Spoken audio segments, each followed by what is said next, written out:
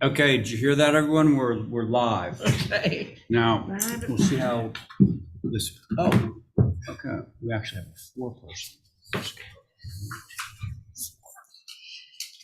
Okay, folks, speaking to an empty room here.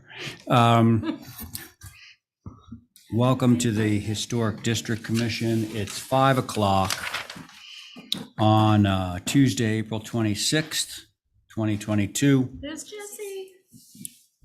Here comes Jesse Dutra. I was just going to do a roll call.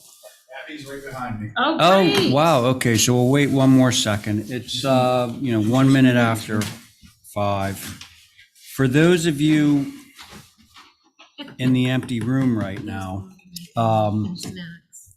please turn off your cell phones during our production, and if you are recording with your own device, let us know in advance. Thanks. Okay, so now we're going to do a roll call here. Thank you, Esmeralda. Okay, so at the moment, we have Val Oliver. Here. You don't even need to say here because Okay. we're live, but Okay. Val Oliver, Jesse Dutra, John McLaughlin, Carrie Thornwell, myself, Ray Pohl, and I'm told that Abby Camp is on her way in. Is that true? Mm-hmm. Okay, so soon, Abby Camp. But for the first order of business, we're going to approve tonight's agenda. Can I have a motion, please? So moved. Thank you, Val. On Val's motion, Jesse. Aye. Thank you. Carrie. Aye. John. Aye. Val on your motion. Aye. And I'm in favor too, so that motion carries. Now, a few signs. Oh, let's do some signs, okay? What's we got? 3 signs. Mr. Chairman, the Sign Advisory Council met this morning. Yeah, With the first one, they approved with conditions. okay, Or let's their do that recommendation. one first. Okay, so the first one is approved with conditions. May I have that motion? Motion to approve number 1 per the Sign Advisory Committee. Very good. Thank you, Val. On that motion, Jesse. Aye. Thank you. Carrie. Aye. John. Oh, by the way, Ray, Yes. if you don't have any members remoting in, Not at the moment, we maybe- do not. you do not need a roll call if no one was remoting in. Oh, gosh, okay. Yeah, so it's That- either unanimous or That not. really will speed things up. Yeah, So let's see how that And- goes. there is someone out there and I don't know if it's, oh, wait a minute, Steve just joined us, but this vote, basically you can be, I think you can be. Yeah, so let's leave Steve off for the sign so we can just blow through them with a. Okay, so there's a motion to approve the first one per sign committee. All those in favor? Aye. Aye. All right, motion carries. Second one, They denied the application. denied. Or third one. So we don't have to Denied. act on it, or do we? Motion to deny per the Sign Well, I want to Committee. make sure that we all understand what that means. They're not going to revise it? No, it is a monument / freestanding sign. So those are not allowed per the sign council. Like a or giant per the- ice cream cone. Yes. Gotcha. Okay, so then this would be like something they could appeal. Okay, so your motion is to deny as per sign advisory. Right. Okay, so the motion is to deny the second one because it does not conform to the sign guidelines. All those in favor of the denial? Aye. Okay, next, They approved it. sign advisory. Motion approved. to approve per the Sign Advisory Committee's recommendation. Very good. All those in favor? Aye. Aye. Hi. Do you have me on, Ray? Now, okay, so let's see. I think a few people have joined us. Abby is now with us. Hello, Abby. Hello. And Diane, you're with us. Yep. And I think that Stephen Welch is with us, correct? Stephen, are you there? Good evening. Hi, okay. Yep. All right, so these are all done. We got a denial here. Denied. This one is Denied. Yeah, not that one. That was I wore approved. my little And this house one was here approved. today. That, the third one was approved too. Those HDC approved? Yeah. Let's Approved. Excuse me. Okay, now consents. A couple people. Everybody's here. Okay. So the consents, I need to recuse, I need to Val needs to recuse. That's it, right? Mhm. So Abby, if you could chair this. Sure. Do I hear a motion to approve consents? I make a motion to approve consent. Oh, thanks, Diane. On that motion, Carrie? Aye. John? Not yet. You have to say aye first. You good? Okay, John's in. Jesse? Aye. And Diane on your motion? Aye. Thanks. Okay, thank you, And Abby. I'm an aye. All right, so now we're one consent with conditions, may I? Have a. I Motion make a to, motion to approve. Okay, Diana's made the motion to approve. On that motion, Val, aye. Abby, Aye. John, Diane on your motion. Aye. Very good, and I'm in favor, motion carries. Okay, now we're on to one item of old business from March 22nd. This is Val Oliver's Time to Shine, and this is being chaired by Abigail Camp. Go for it, Abby. Okay, yeah. Knock 'em dead. We've been waiting to see this, Val. I know. Well, I had to revise it, and then this, the HSAB, you know how that goes. Oh, you'll have to share with. Well, I don't need I know. So there you go.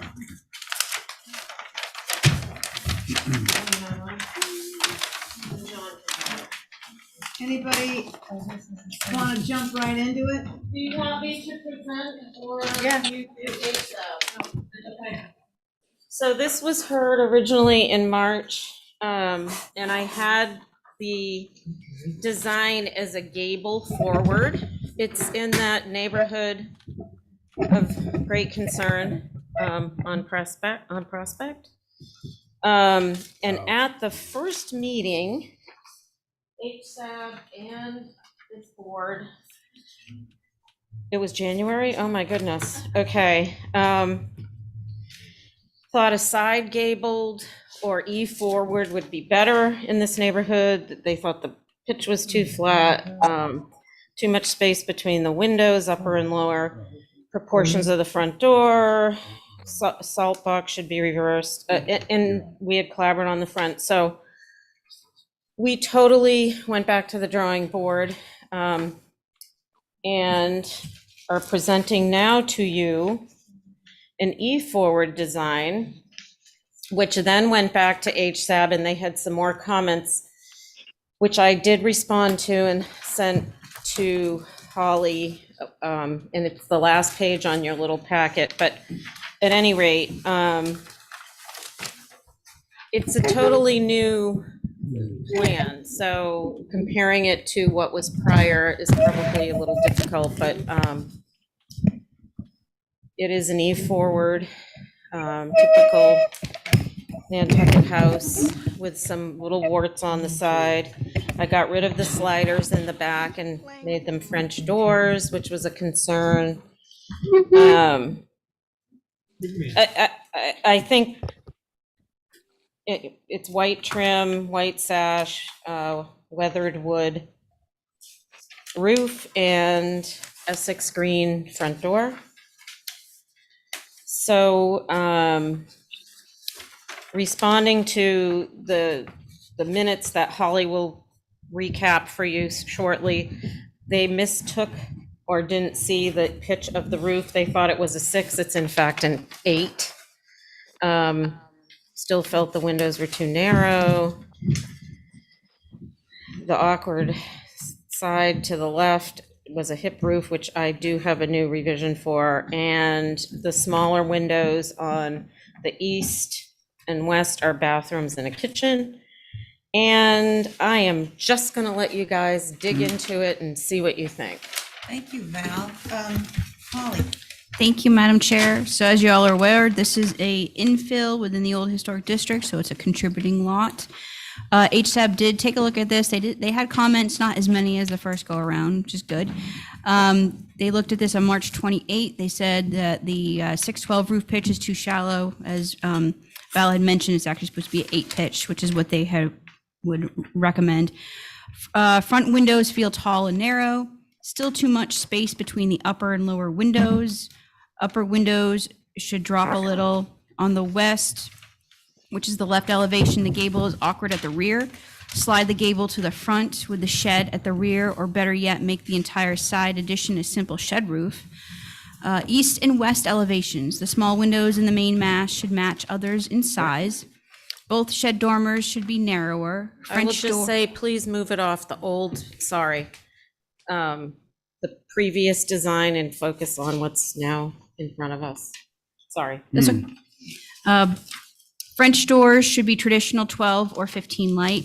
The front door surround with side lights is too large. The side lights should be removed. I did receive a comment additionally from Brooke, who couldn't be in attendance to that meeting, but he did send comments. Front elevation works better than previous version. Rear elevation works better than previous version. Right elevation is an improvement, though shed dormer could be narrower by a foot. The left elevation is a little busy, but I think it gives that building some necessary touch of quirkiness. And HSAB does respectfully request revisions. From staff's perspective, appreciate the E4 design. Thank you very much. I think that's in keeping with the neighborhood on both the old historic district side and the contemporary side of Prospect, if you will. The side mass on the front, maybe keep that previous salt box elevation, but the other way. I do agree that the low hip is a little awkward. The proposed stoop on the west, I don't think it's typical. Maybe it's because it's actually missing a handrail maybe, but having it kind of out seemed a little odd, unless that was just something I was reading in the rendering. We're struggling with what we're looking at here, sorry. We got the front elevation, but that's, I know, I think it needs to be shrunken down or something. So And then appreciate the front door surround. So those were my comments, Madam Chair. Thank you. And I will say that Ann Duez sent me an email saying that the neighborhood is satisfied, and we fully responded to the HDC's comments, and it's a relatively modest structure, so. Oh, that's a good vote. Yeah. She's current. Okay, thank you, Holly and Val. So, we only have I'll 3. go. There is Okay. one other, the last page of the handout I gave you, and I believe that I did send it into the office, is a response to the hip roof comment from HSAB, which you might want to look at as an alternate.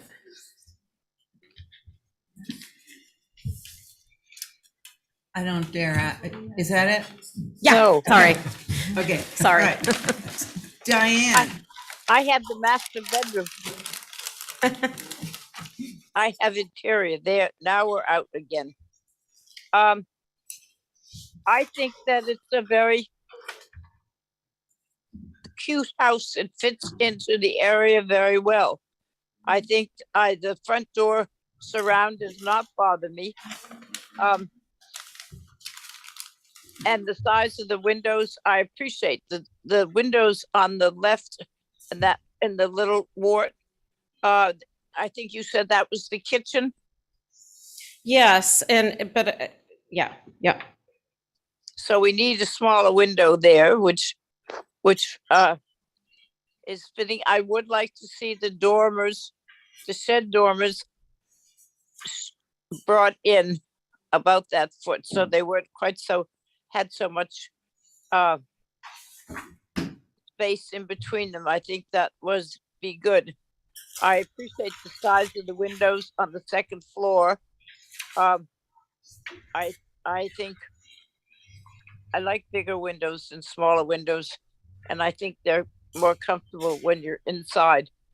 So I've seen the front elevation. I've seen the previous submission.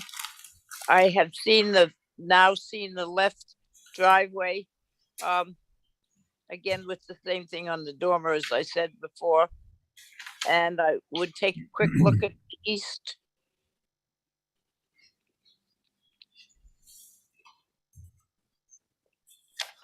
The east is very simple and nice. And again, I would just bring the dormer in. Otherwise, at the moment, I have no major problem with it, with those suggestions I've made. Thank you. Thank you, Diane. John? Yeah, the question on the stairwell is on what side, on the west? Going down south? It seems that way. Yeah, westerly, she says.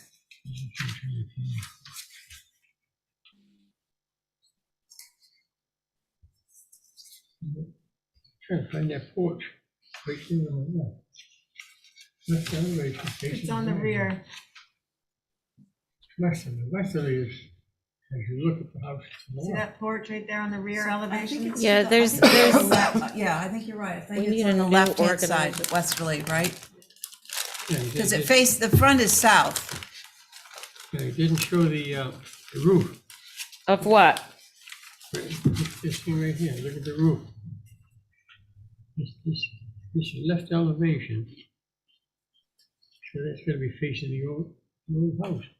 The oldest house. No, Next right door, right elevation faces the old house.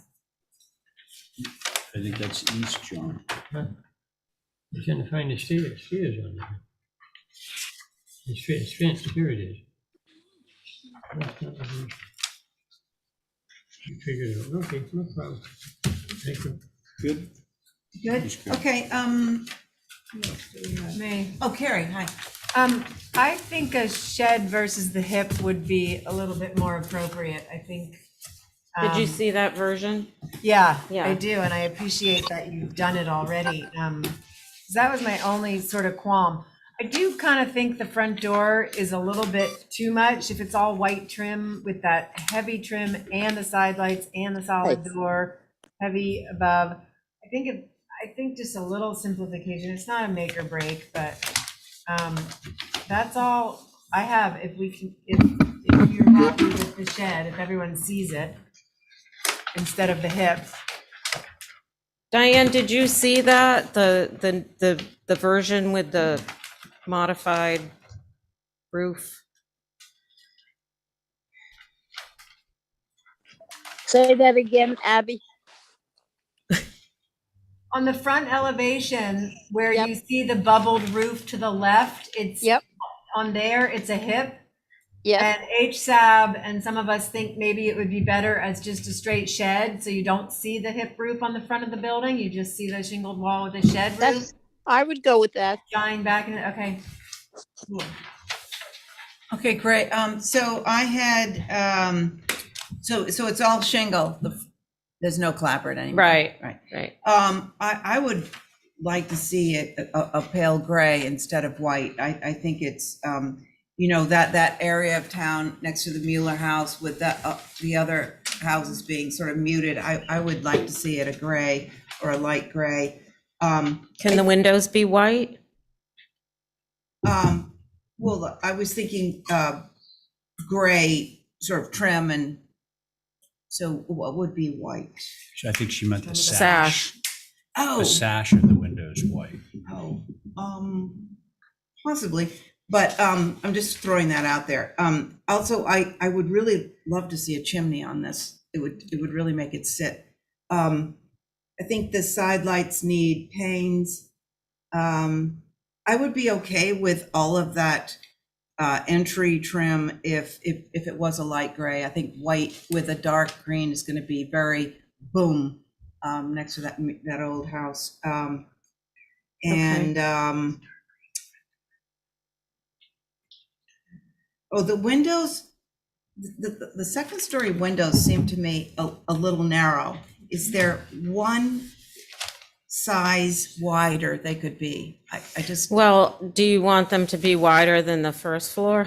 I think they should all be the same. Right, Yeah. and I believe they are now. Appear to be the same. Yeah, it's just that the ones down below have a, The window box. They're yeah. the same width, yeah. Yeah. Okay, well, it's not a stickler. It's just, they always seemed a little narrow to me. So, what's the pleasure of the board? with the few changes that we've, Can we do it through staff? now Val. I would be fine with the shed roof through staff, if you go with the shed roof versus the hip through staff, and maybe, what was, oh, possibly the gray. I kind of feel like that's a good, but white sash, Okay, but a light gray trim. yeah, Compromise. yep, Yeah, that would be nice. I'd appreciate that. okay. Motion to approve. Oh, but hold on, we're doing a motion right now. Yeah, the motion is gonna have a few Minor add-ons. minor changes. So you were gonna, go ahead, you were saying, What did I say? Motion to approve with the shed roof instead of the hip yeah, and. What was it? the Gray gray, Oh, gray and the trim. gray trim with white sash. Yeah. And what color is the door? Dark That's green? dark green. I think that would be handsome. Yeah. Is I- it, the it, gray. it's just, Tone it down. should go back to Hashab? I don't think so but that's just, No, it's just No, a staff okay. approval. I think that's the motion. Yeah. There are no changes in roof pitches. Already an No, 8. okay.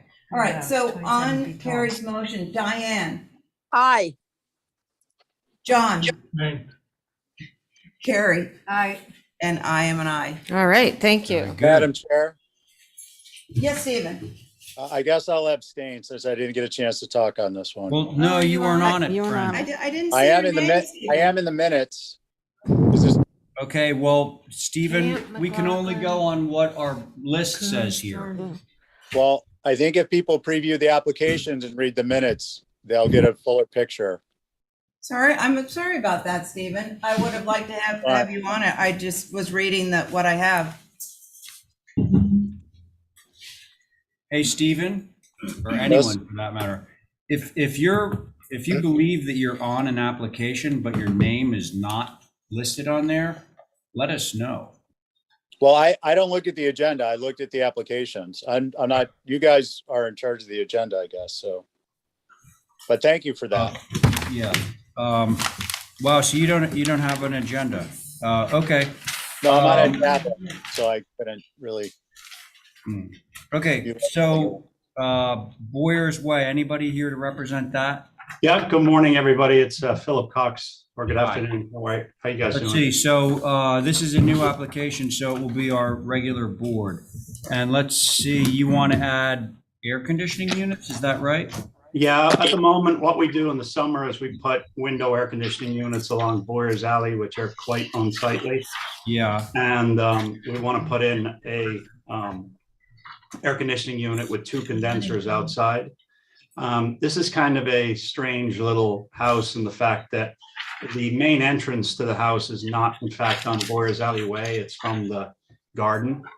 And it has 2 pretty large decks on either side of it. So Ethan Griffin is my most immediate neighbor. That's his view that he sees from his house onto mine.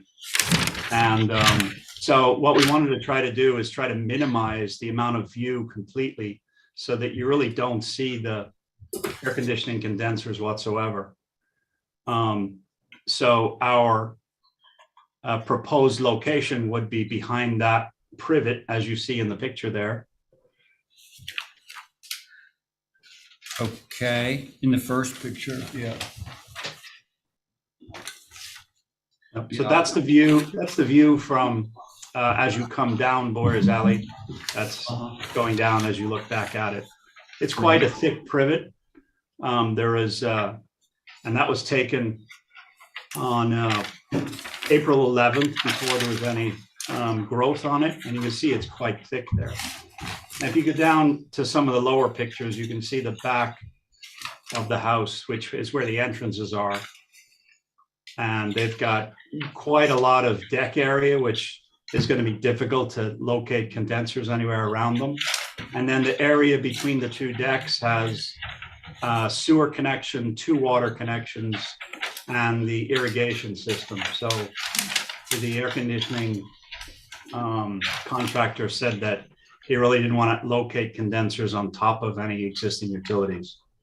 So we thought that little back corner would be the most appropriate section to be able to hide them completely. And there was a comment made by Holly and Esmeralda that they thought it might be visible from Boyer's Alley. So I think if you notice the last two pictures there, if you keep going down. Yep, that's the current picture where you can see that it's a lot different from the other side. It's really very difficult to see through it. But if you look at the next picture down, I would propose putting a small solid fence to hide it even further so you wouldn't see it. Okay, that's sort of photoshopped in there. Yep, yeah. Right. Okay, thanks. Too much choice, but I'll go with that Mr. one. Chair. Well, I think we got an HSAB on this, but yeah, go ahead. Yes, so for the record, this is a circa 1970 structure within the old historic district. What Mr. Cox was referring to is a comments from HSAB. They reviewed this on April 4th. They said that the proposed location is too close to Boyer's. Move them to the back or the other side with a board fence high enough to screen the condensers. And what you're seeing before you is some additional information that Mr. Cox provided. I agree with HSAB, so I appreciate the solid fence that's being proposed, and that seems to be a better solution. For the Okay, comments, Mr. Chair. Thank you. thank you, Holly. Abby? Yeah, I like the one right there, that one with the board fence. Right, so you just add some board fence to that side. Yeah. And I guess it is right on Boyer's, but I think the fence will hide it. Yeah, we have a lot of examples, stuff like this, like in Wisconsin, where it's right on the road, but it's fenced off. So you're okay with the fencing? Yes. Okay, Val? I'm letting Josie do it. Yeah, I think the board fence is approvable and would make a motion to approve with it. Sounds good to me. So Jesse has made a motion to approve this with the board fencing to help screen the AC units from Boyer's Alley. On that motion, Abby? Aye. Diane?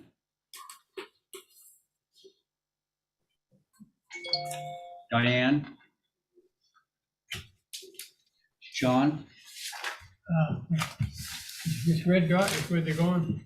Yeah, and there's gonna be a fence there, John. Thank you. Aye. You're in favor? Okay, Diane on the motion? Yeah, aye, do you hear me? Now I can, yes. Okay, so that was an aye. Jesse on your motion? Aye. And I'm in favor, motion carries, thank you. All right, now we're back on to some old business. Thank you, everybody. Thank you. Old business, first item of which is Matthew, come on up, 30A Orange.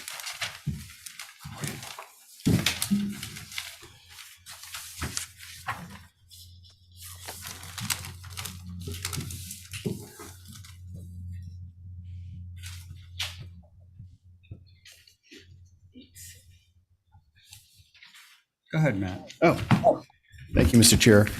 So we had actually submitted this probably maybe 2 or 3 months ago.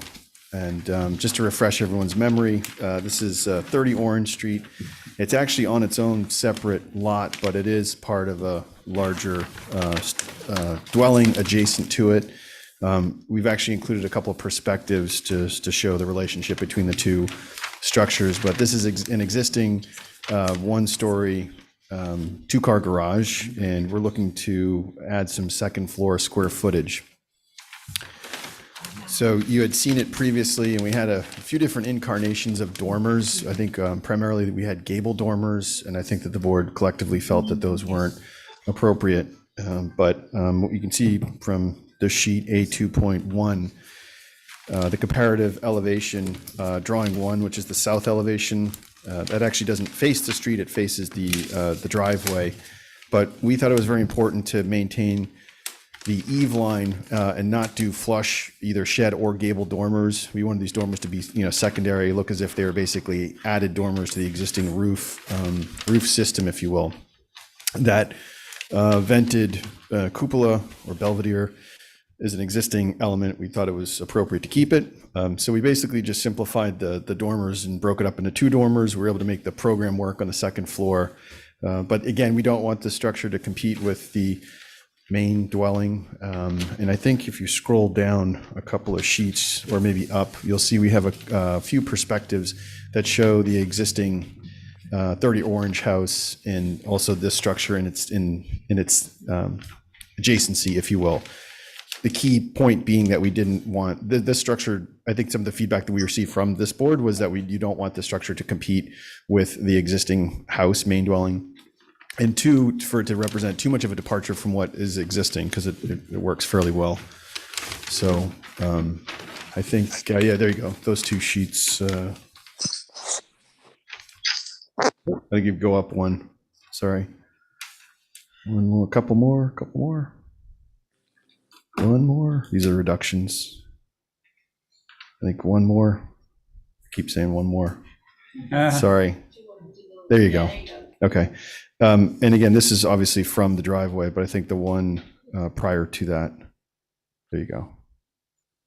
I think that one's the most telling. Now, this is being on Orange Street, driving up away from town. Now, granted, there's probably 7 or 8 foot high privet, so you really can't see much of the front of this. But the key point of this was just to show the relationship massing wise between this existing main dwelling and this structure, and that they don't really compete. That's all I have, Mr. Chair. Thank you. Okay, very good. Holly? Thank you, Mr. Chair. So for the record, as Matt had indicated, this is a separate garage, but is associated with the adjacent main dwelling that was built by John B. Nicholson, a house right back in 1827 to 1833. And I believe the date of the garage, 1950s, I think is what we had mentioned. That's accurate, yeah. And HSAB did take a look on the revisions on April 11th. The garage sits in front of the house and relatively close to the street. Keeping the profile low and discreet should be a priority. The 12-pitch roof doesn't relate to the main house or the neighborhood and should be reduced to at least a 9-pitch. This would lower the overall presence of the building. The south dormers are very visible and would be more appropriate if they matched the single window gable dormers on the main house, and HSAB respectfully request revisions if so inclined. From staff's perspective, I do agree about the roof pitch concerns. And previously I brought up that maybe to match and not have a shed dormer, but have a gable dormer. So that way you're not introducing a different dormer, even though they are separate lots, but they are related with one another. So those are the comments, Mr. Chair. Thank you. Thank you, Holly. Let's see, do we have a board on this? So the board is myself, Diane, Val, Stephen, Carrie. Who would like to start? I'll start if you like. Thank you, Diane. I'd like, Matt, how tall is this building? Through you, Mr. Chair. 24 and a half. Yeah, 24.6. Yep. Okay, because I can't see it on what I've got. I think they're right about the dormers, that a gable dormer would fit in more. Is this Voorhees, Dr. Voorhees' old house? No, across the It's street. across the street from it. Oh, okay. It's by the big, it's next to the big hipped roof building. Yeah. No, I saw from the hip roof building that's where Dr. Voorhees had lived. Anyway, I don't know whether the Belvedere fits in with what type of architecture the big house is in. I have no particular problem with it because the roof of the existing house is busy too. It doesn't stand out all by itself, but I don't think architecturally it comes in the right time. And that is not, is that a deck outside those two windows on the south elevation? No, Okay. Okay. that was just to represent that we reduced the depth of the dormers and pushed them back further in Yeah. off of the outside wall plane. And we did, just as a point of reference, we did show gable dormers at one point, I believe, and I felt that everyone felt they were too busy. I don't think. I know. Did you ever see Hard any of to- those 'cause I internally? remember- Yeah. I thought we Hard were to getting pick. this one. I'd like to see maybe I don't remember those when you did them before. Maybe another view of them would be good. I don't mind the rest of it. The question we probably have is the closeness to the street and that is in front of the building, the main house.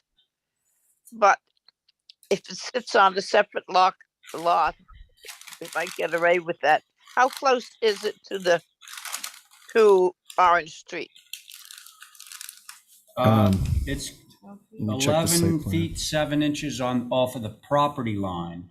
Yeah, But then the property line has a sidewalk in front of it, which is right. probably So it's a another. fairly good distance away. Mhm. And a big So, tree. if it sits in there and there are other houses up there that have garages, some behind, some beside. So, it doesn't look as if it would probably be sideline to sideline. From at least the site plan that I have. So if it didn't jam the building lot, I would go with it. And I'd like to see what the shed dormers would look like when they weren't shed dormers anymore. Gable dormers. Yeah, to make them into gable dormers. Okay. All right. Thank you, Diane. Carrie, you ready? Yeah, I agree. I remember this building and I was hoping to see gable dormers on the front at least. I think it would have been more traditional to have the gables on the front and the rear can be sheds, but bringing it down a little bit as well. So when those and also I think you can center them better if they're just single window gable dormers, sort of match the roof pitch of the existing house and those dormers. So when you're looking up from the opening at the driveway, you see that, and then you see beyond the main house, which I think wants to take, precedence over the garage. So bringing it down makes sense. I think sheds can be on the rear. Which is the rear, if you don't mind me asking through you, Mr. Well, Chair? I'm seeing the front as the door side, because when you're standing at the driveway, you're going to be looking at that. I think the hedge on Orange Street is going to be hiding the first floor from there over, but at the opening of the driveway, that's when you're going to get your best shot in. And if the roof comes down a little with gable dormers, you'll see those, and then beyond it, the important house, which is, the main house and the gables in the roof above there. I think that sort of would help it read of the same language as the main house. That's it. Good. Okay. Thank you, Carrie. Stephen. Thanks, Mr. Chair. Can we go to the site plan, please? And bring it up a couple of clicks. Yeah, one page, that's it. Yeah. And over.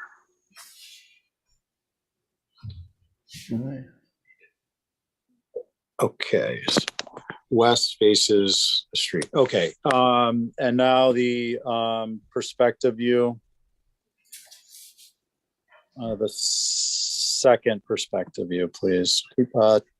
3 sheets down, 4 sheets down, 1, 2, 3, 4. One more. There you go. Okay. Matt,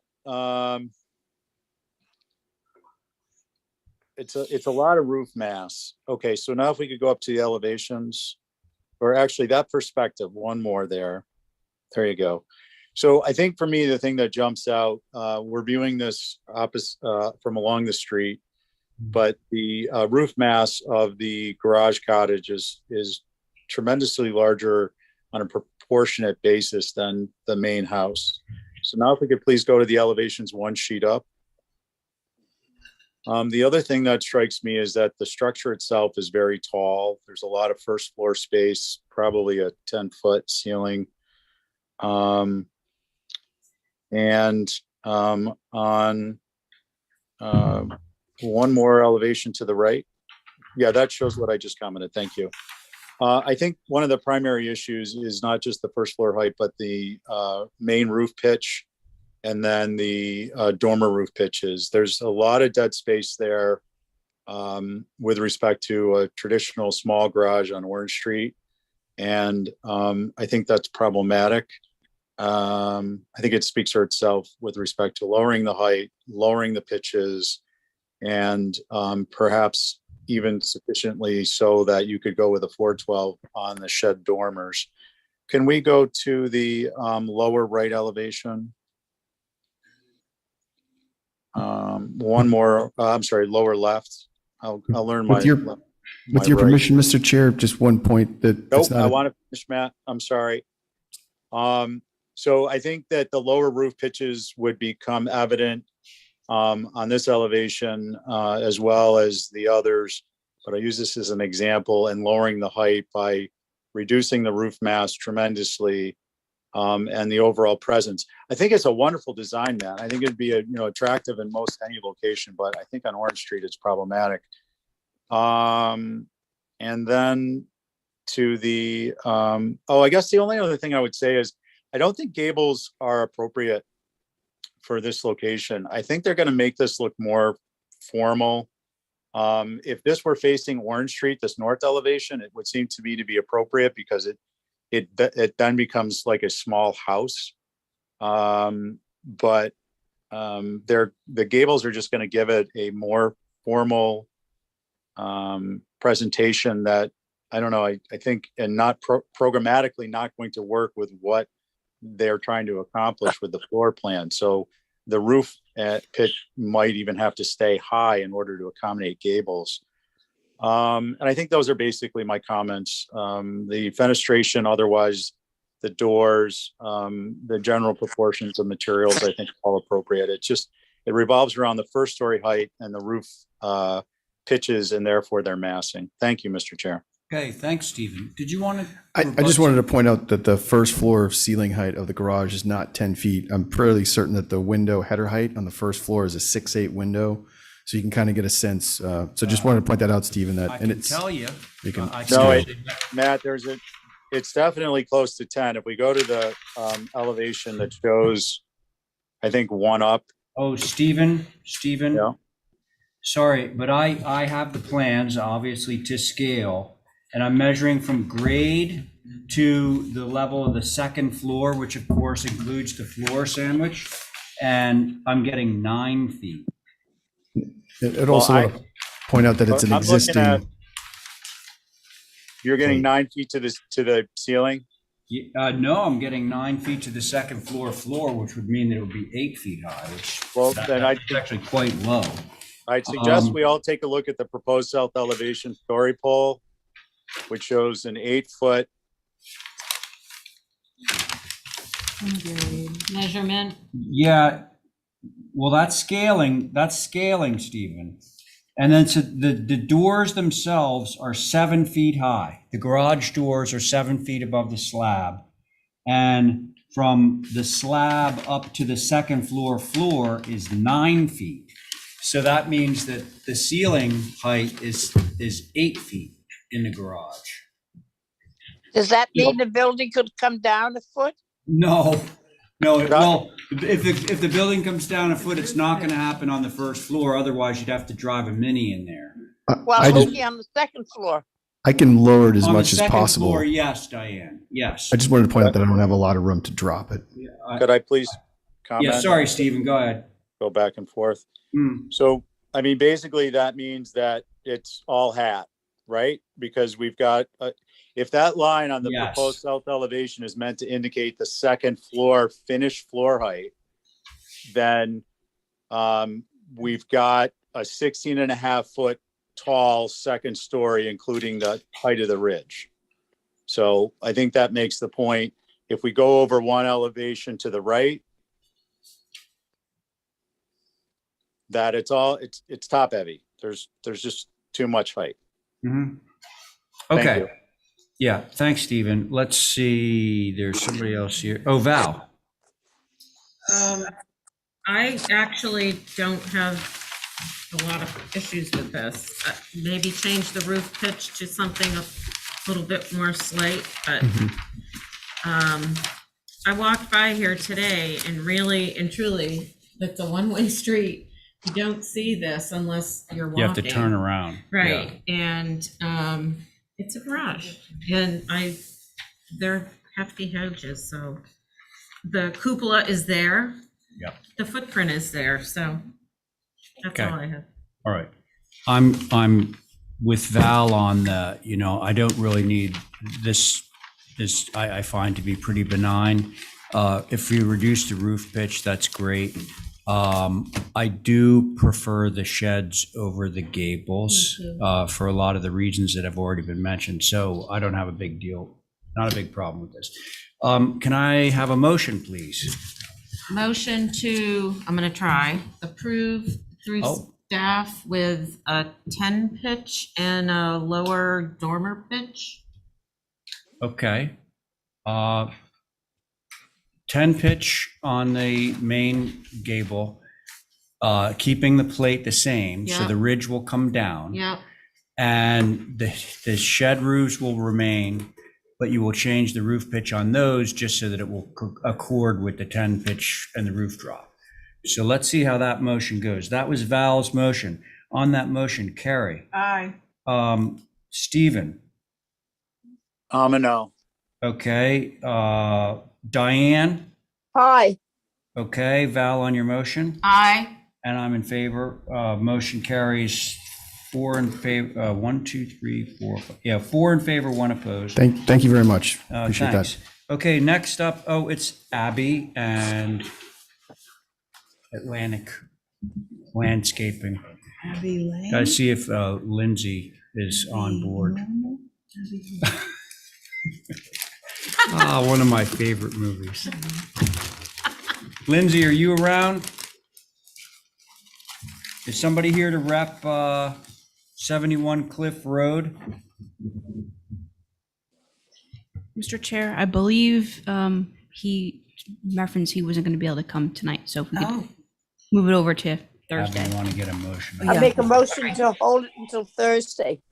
Excellent. On that motion, who do we get? John?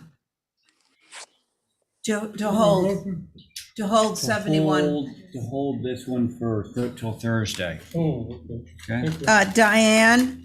Aye. Oliver? Aye. Stephen? Aye. And I'm an aye. And That passes? and yes, Diane, Okay, yeah. very good. Okay, so that's that. Do we have somebody? We do, Joe? And I'm not on the next two. Yes, hi. Joe, okay. So 22 Bartlett Farm Road, myself, Abby, John, Diane, Carrie, and that would be on 22 and 20, the next two applications, okay? Yeah, 22 and 24. Can you stay right there on the site plan? That's perfect. I thought we did these. He did, he shifted them on site. We came really close. Is it okay to start talking or no? Yeah, I would say so, Joe. Go ahead. Okay. Yeah, we came very close last time. It boiled down to column details and things, which I'll show you in a second. But primarily the issue was that the two houses were lined up and there was a suggestion to shift the front of each of these homes. So I shifted them so that now there's an 8-foot difference between them. I polled the group at the end of the meeting, and I think Ray said he had 5 in mind. I assumed at least 5, but because I had reduced the footprint of one of these, I was able to get an 8-foot difference between the front of each of these buildings. And if you can kind of see the corner of 20, which is the house next to us. I guess it's kind of blocked by that blue dialogue box, but that one is about 30 feet from the road. 22 is 44 feet from the road, and 24 is 52 feet. So the site plan reflects those changes. And I just want to point out too that I think there was a comment about the width of the structures relative to the width of the lots. Each of these lots tapers as they go back. And you can see that the houses, the area that's being built on with the pool, which has already been approved, and the dwellings occupies the rear 50% of the land area because we need to have the septic in front. It also gives us a lawn area and heavy plantings in the front of this as well. So I think the reason why we're kind of looking like it's lot line to lot line is because we've pushed them back so far. I just wanted to make that clarification. And on the next page, you can see, so on this structure, we simplified the columns, simplified the railing detail, dropped down the dormers so that they sit on top of the windows, and actually reduced this mass, the single-story mass. There's a cloud on the right of it. I reduced the overall width of it just because it looked, I didn't really need it in the square footage, and I thought it looked a little bit better, so I shrunk that in. Can you zoom back out just a little bit? Sorry. Yeah, I think the clouds that are on the side elevation and even on the next page represent the same changes, which is essentially the dormer drop, the reduction in footprint of the single-story mass, and the simplification of the column and railings. And also this building had previously, if you go up 3 to the actual application, I included the original application because there was a discussion about color. So at the bottom of this, we changed the white trim to platinum gray, and we kept the sash black, and the other house is all white. So that's it. Okay. Thank you, Joe. Who wants to go? Thank you, John. Go ahead. Thank you. I'm gonna do 22 or 24 first. 22. 22. You know, you're actually looking at 24. You're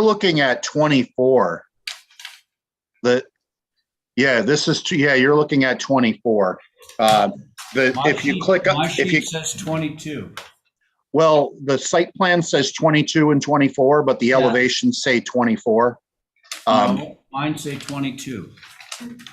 What about everybody else? Yeah, 22? 22. I think the front, you can tell You've by got the a size of different the house, or you've got the gable forward, right? Then you have the gate. If you have 22, you've got the gable forward in front of you. The one that was up on the screen is 24. No. Oh, Yeah, this is gable forward. Yeah, it's definitely gable forward. Yeah.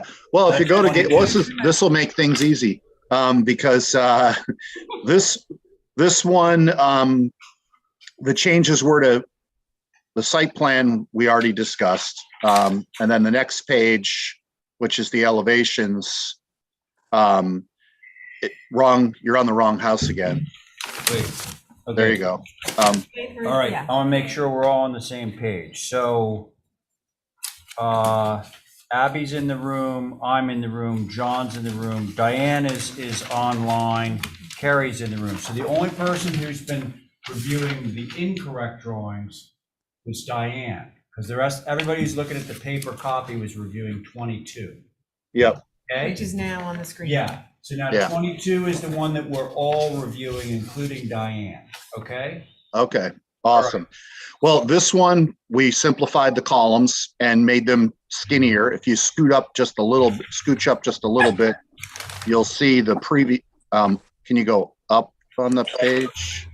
There you go. Previous columns were wider and had a capital and base. Now they're simplified. We went back to the shed roofs versus the hips, so that's all the other clouds are related to that. And then it wasn't a comment of the board, but I did drop the street facing shed dormer. You can see on the south elevation, the right side, that the two dormers don't align with each other. But facing the road, we dropped that down lower. To get the meeting rail to line up. Yeah, to get the meeting rail to line up. I mean, on the back, you're not going to see the back, and the back space, this space that faces the road is a secondary space. So I felt like we could drop that down because we had previously dropped down the eave line of that mass. And if you go down to the next page, you're looking at the hip roof changes back to sheds essentially. Right. And that's Okay. it. And this all right. white trim, white windows. Okay. Right. So no platinum gray on this one. That will be on 24. Correct. Right. All right. Okay. Thank you, John. You got it? Yes, Okay. You ready? yes, you only want 3 changes, am I correct? Yeah, these are really simple changes. Columns changed. You got the meeting rail down on the window. Right, Shed roof. I find it fine. Okay. Thank you, John. Abby, you ready? Yeah, I just, Joe, I wanted to ask you, is the, on the gable forward, is that changed from the previous? It looks less steep, but I guess it's the same. If you go to the front, can you go up a page? Sorry, I did not change the roof pitch. That is still the same. I think it looks less tall because of the change to the porch. I think you're right. I kind of I like the steeper look, but it really isn't any different. Is this the one that's white? Yes. Correct. Yes. The other one is going to platinum. Yeah. 24. Okay. Yeah, I just, I wish I'd said this sooner, but I wish it harkened back to like a Victorian pitch, a little steeper, so that it sort of, that it was, it's near Bartlett Farm and it could sort of relate to that farm, but it's a little late for that. The changes, I'm fine with the changes. So that's all I got. All right. Thank you, Abby. Carrie. I'm fine with this. Abby, I think the Victorian roof wouldn't work with the 4 second floor windows. No, it'd be a It's whole too wide, overall. it's too big for Yeah. that.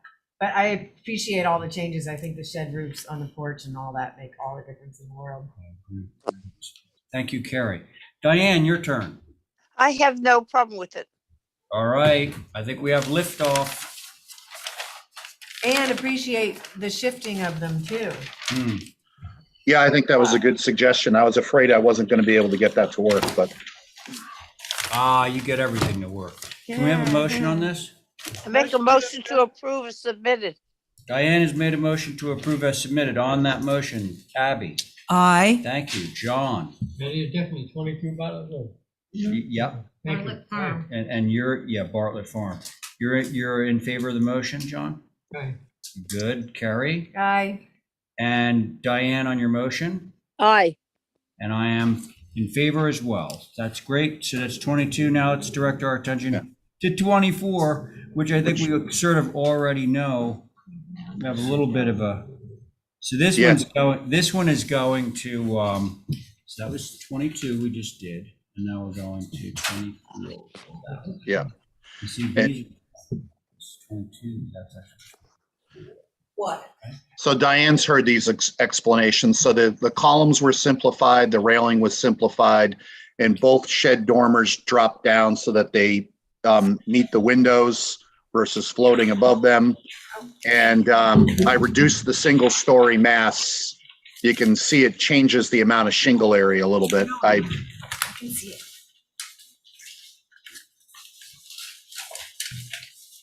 Joe? Yes, sir. Oh, look, it sounded like you stopped in mid-sentence. Maybe- No, it was the column changed, the railing changed, the shed dormers dropping, and then the single story mass, I pulled in a little bit I just diminished the width of it by, I think, 18 inches. Okay. Very good. Thank you. And of course, the change to gray. Correct. Okay. Same board, who would like to start on this one? I kind of feel like platinum gray out here is not really appropriate. I feel like platinum gray is such a modern color, especially with the black, because the contrast is, it makes the platinum gray seem like fluorescent almost against the black. And I'd rather see like a Nantucket gray or a cobblestone gray, something warmer, to not be such a weird contrast. Cobblestone would be nice. It's a lot subtler of a contrast. Thank you. You go along with that? Yeah, or any gray. Okay, so Carrie, you said your piece? Yes, indeed. It's just about the color, It's just this right? platinum gray. Okay, and Abby, you're good. Diane, comments? I'm good. I think the color is important. We're getting an awful lot of black Yeah.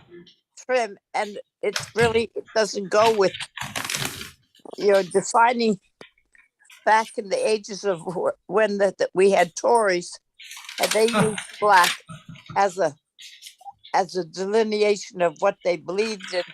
And I don't like to see so many houses now being used black. So I think the dark gray, whatever goes well with that. The cobblestone, I like. I think you're right about the platinum's going to read really light next to the black windows. Yeah. I just looked Okay. that up. Thank you. John, anything? No, yeah, take a What? second. Okay.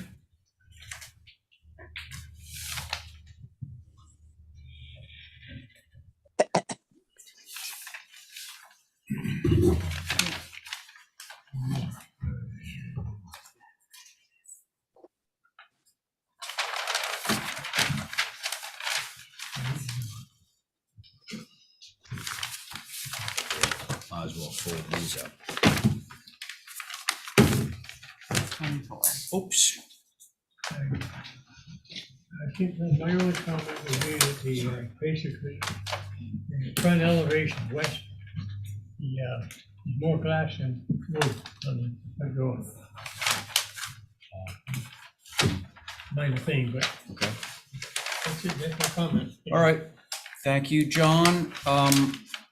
Somebody want to give motion? Going to make a motion to approve, changing the color to cobblestone gray. The color of the trim, correct? Yes, yes. All right, very good. That is Diane's motion. On Diane's motion, Abby. Aye. Thank you. Carrie. Hi. John. Hey, Thank you. And Diane on your motion. Aye. Very good. And I'm in favor. Motion carries. Thanks, everybody. Thank you. All right, Matthew. Oh, Two Stone Alley. Wait a second. Is this- That's what it says. It's the Yeah. usual Yeah. third year. Like, they are? It's their third year. Hello? Okay, so Stone Alley, myself, Abby, Diane, Val, Stephen. Here we go. Ready. Matthew. Okay. Thanks. Second here. So, thank you, Mr. Chair. So, obviously you saw this about 5 weeks ago. So we've made a number of changes. Probably the most useful elevation or sheet to start on would be A 2.1.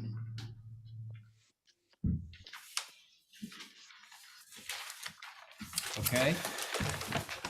So if we look at the north elevation, which is the elevation closest to, that faces Stone Alley itself, what we've done is drop the shingle line on the rear terminus, so the rear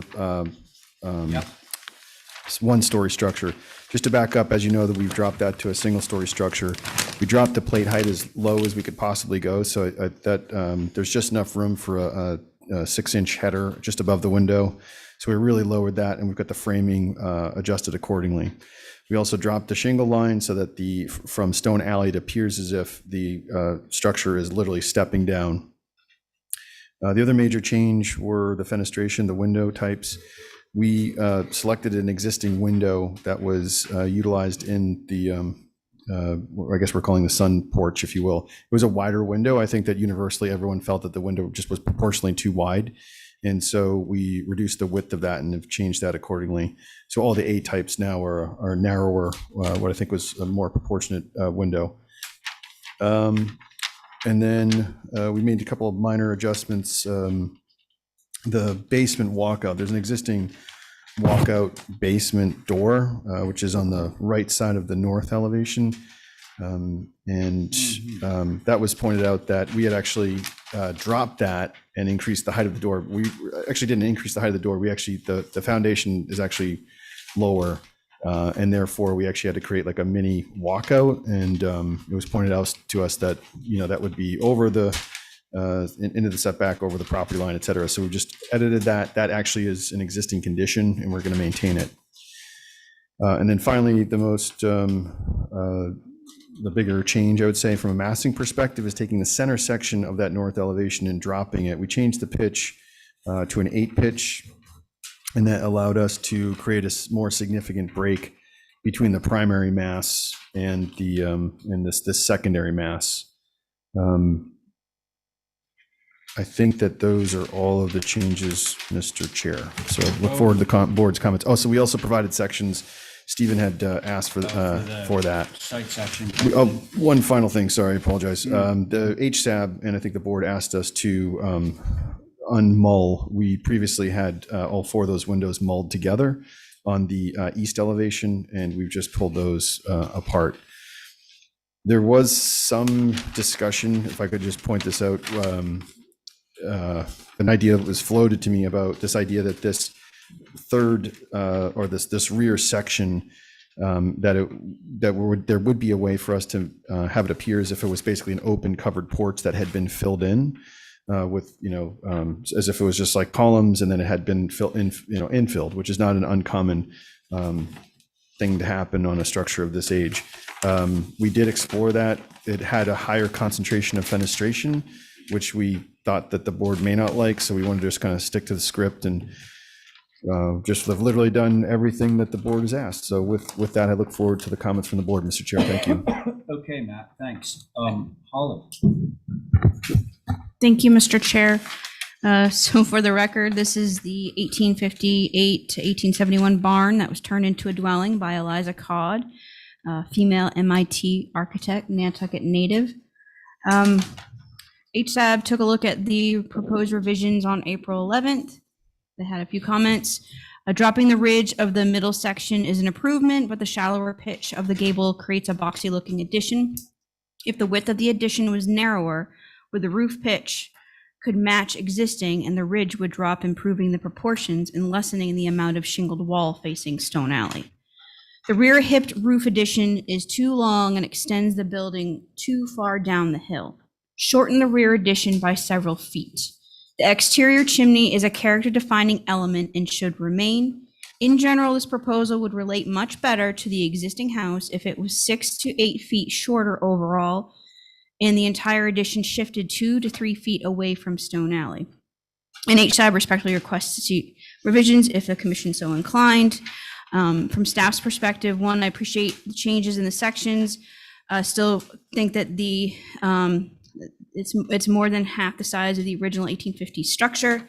The Secretary of Interior's recommendations for new additions should be smaller than the historic building. It should be subordinate in both sides and design of the historic building. And I echo HSAB's comments regarding the chimney and the proposal and how it relates to Stone Alley. Those are the comments, Mr. Chair. Thank you. Thank you, Holly. So let's see, I'm sure there are some people in the queue that want to talk on this application. If so, unmute and your name and address for the record. Mr. Chairman? Yes. Hello, this Hello, is Virginia James. Andrews. Yes. Yes, hi. Hi. appreciate everything HSAB and Holly said. It's still the box that ate Eliza Codd's cottage. I think the board should pay attention to the amount of demolition of the original structure, particularly the sunroom on the south side, which is a signature kind of Eliza Codd trademark, if you will. The drop of the addition, the so-called addition's roof elevation, or the ridge drop is only 16 inches, and because of the steepness of Stone Alley, when you look up at it, I don't think that visually really does anything that the board would like it to do. I'm not sure that the grades and the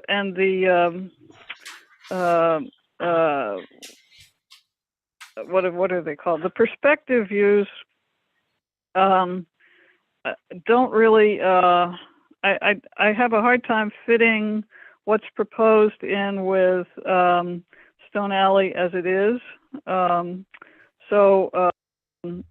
My suggestion would be that ultimately, if the commission asks for revisions, that the view sticks would be a really good idea, because that would enable the board to see what's proposed as it really relates to the rest of the neighborhood. Thank you. Oh, thank you, Ginger. Sarah, your turn. Thank you, Mr. Chair. I guess I would just echo what Ginger said, as well as the comments of HSAB and Holly Backus. We've been at this for a really long time, and I think we've made progress, and I want to say I do appreciate some of the changes, but I don't think we've made anywhere near enough progress to get this approved, or that should have happened, given all of the comments that have been consistently made over the years now that this project has been under consideration. It did affect this addition, overwhelms, and just, it does eat the Eliza Codd house. It's too big, it's too close to Stone Alley, goes way too far down the hill. It needs to go the other direction, shortened, be pushed off the alley. The fenestration looks like it needs to be looked at.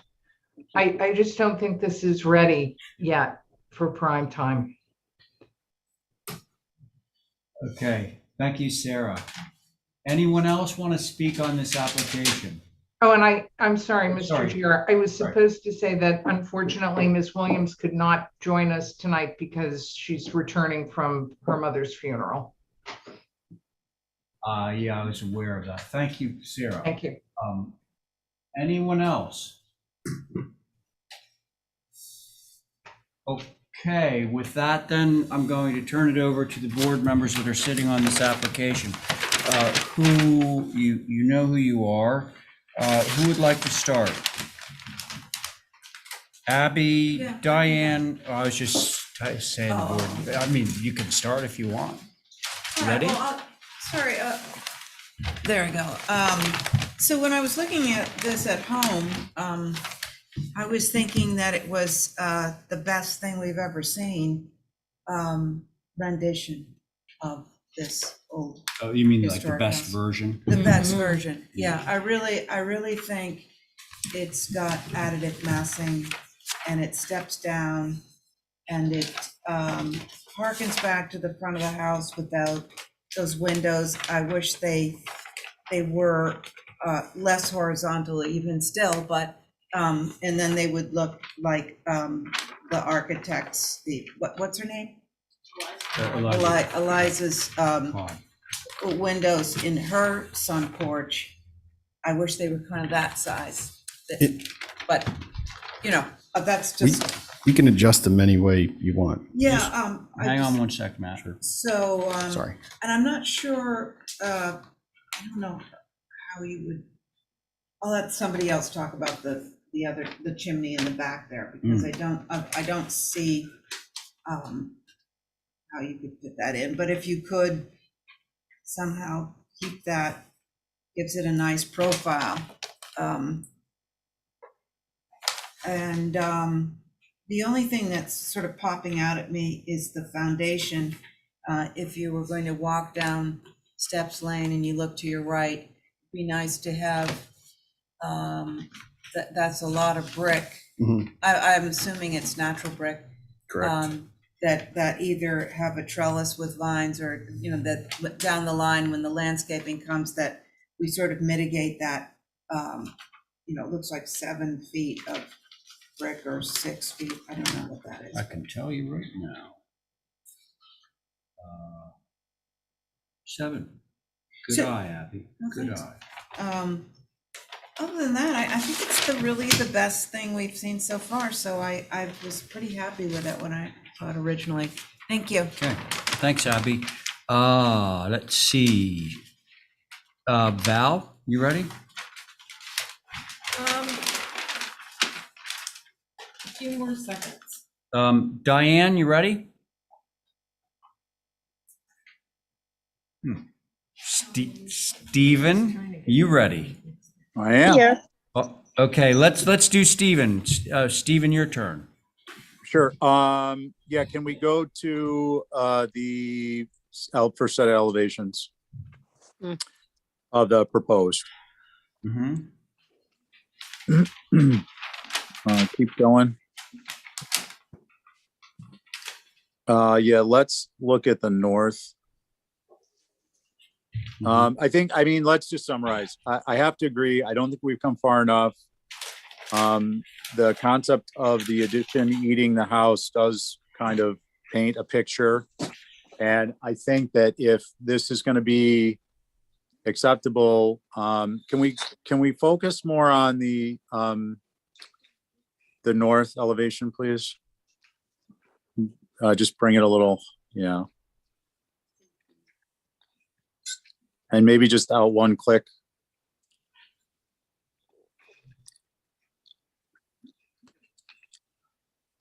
And can you center that on the screen? I'm sorry, I'm on a tablet. It's just the way it is for me with family stuff going on. So I think what needs to happen here is, as I mentioned at the last meeting, is we need to if this is going to be as close to Stone Alley as it is, which is to say it's not tracking towards the south,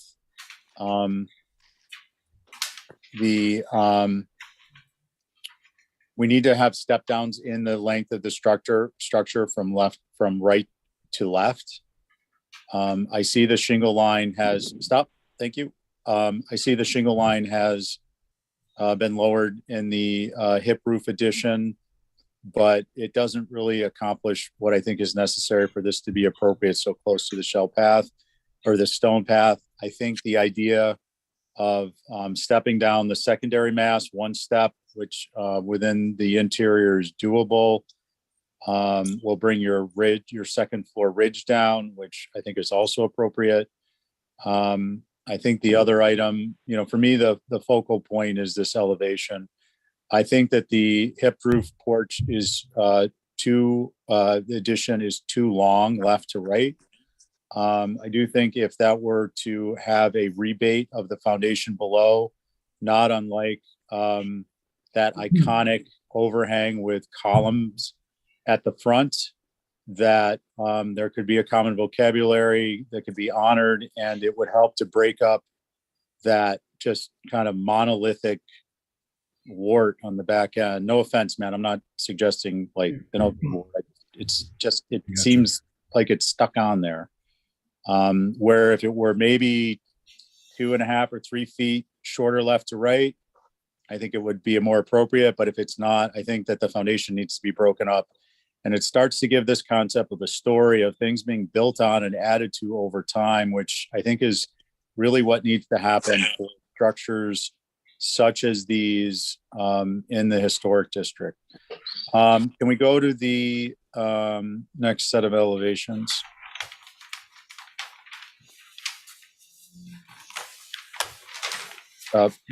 Down. Sheet 7, please. Slide 7.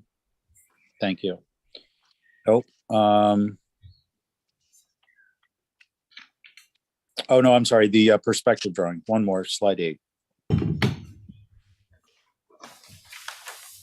Yeah, I think if we saw the perspective from Stone Alley, a direct of the, not a more of an isometric showing from the Stone Alley, the north view, it would be more telling than these. But these do give a sense of, in particular, the southeast view, which is the lower left corner of this addition just being so large relative to the house that's in the far distance there. Those are my comments. Thank you, Mr. Chair. Okay, Stephen, thank you. Diane? Yeah. I've thought this all along. I don't know whether it's been mentioned, I've mentioned it a lot, but to me, the house is too big for where it is. The new parts are twice as big as the existing old house. We may be keeping it as a flag in the wind, but the other new parts of it are overpowering of the house. The house barn is charming, and we have lost all the important things that you notice as you come down Stone Alley from Orange Street. We've asked continually, and I don't know why we have not tried to put some of the stuff to the south. But you look at that drawing right now on Stone Alley and the north elevation. The north elevation existing house behind the chimney or in front of the chimney there, the roof of it and the roof of the new part is the same height. So all the old part is just been applied. It looks as if it had just been applied to the other building. And the one-story one with the hip roof is as wide as the new thing and wider actually than the existing house. I think it's a disaster to put it up. There's no way that roof, if you're going to see from Union Street and the harbor, is as long as it shows. There's the south elevation, you still see it. And I'd like to see some attempt to stand the old building out so it is clearly what was there. And the other things are submissive to it, so they're not competing with the eave height and the size of it. I'm sorry. I think what has been designed is very good, but I do not think that it is good here. I'd like to see the second chimney put back. Chimneys are certainly important in these old houses. They had tucked chimneys everywhere. That's what I think. Okay, thank you, Diane. Val, it is your turn. I really appreciate the changes that this has taken from its initial coming through here. Aside from maybe the pieces that are adding on being more proportionate, coordinate to the existing house, and the A windows becoming a little more of what they were. They seem a little too wide, and especially on the north. I think he's done a good job. I really appreciate the south and bringing back that little element that was removed. It's a tough site. It's a tough job, and I think it's so close, in my opinion. And I do agree with Stephen. I think maybe some level step downs and the ceiling height in the middle section being lower. Yeah. Okay. Thank you, Val. I appreciate all the comments that have been made. So a few things that strike me. One, the brick foundation that I think everyone is concerned about, sort of like the vast amount of brick that we'll be looking at, could be mitigated by adding like more or larger windows into that so that we're not looking at as much brick and it's humanizing that lower level. Like there's an A window that has brick, just a brick wall underneath where the hand is. If that had a window in it, I think it would feel better. I also think that pulling the grade up on the left-hand side of the north elevation and then going around to the eastern elevation, which is the one that faces down the hill. If we can go there for a second. East. Yeah. So the only thing that so HSAB had a good comment about the roof pitch there. I think it is relatively shallow. I understand why you did it. If it went steeper, that would be better.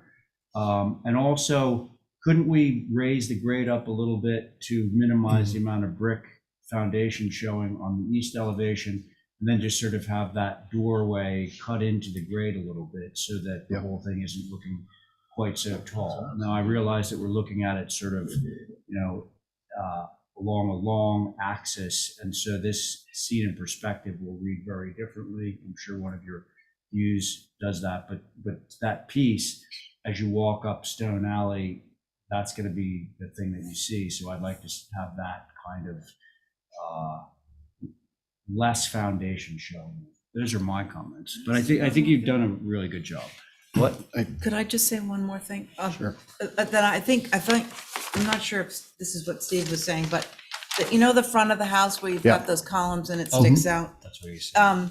Is there any way to incorporate that On the back. characteristic on the back and into the sun porch somehow too? That was floated, and I looked at that. And my only hesitation with that is that because it's such a characteristic element of the facade of the structure, and it's got, like, in terms of hierarchy, it's like very important.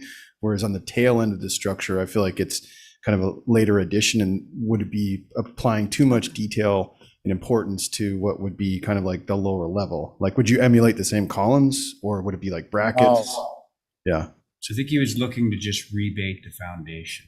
Just kind of have it projecting, and like you'd have to support somehow with brackets or posts or something, right? Or Yep. If I may, Mr. Chair. Yeah, go, Steve.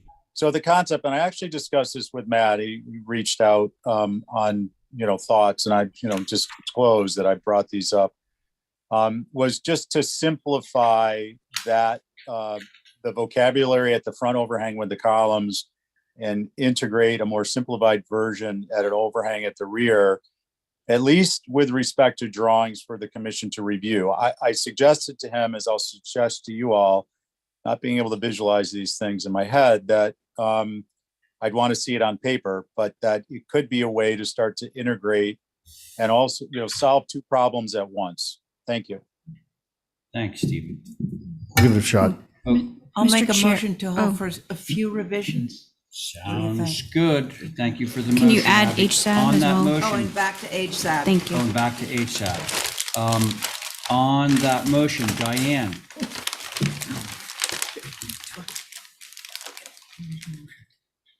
To hold for- Aye. Thank you, Diane. Val, Aye. Stephen, Aye. thank you. Abby, on your motion. Aye. And I'm in favor too. Motion carries. Very good. And Matt, you've got another one down at 1 Cambridge. Myself, Abby, Diane, Val, Kerry. Hope no one has nut allergies. These are shit. All of a sudden I'm coughing. Nobody could ever be allergic to peanut M&Ms. No way. Share, no, but this little nutty thing is. Yeah, I'm gonna eat them all. Just the green ones. Okay.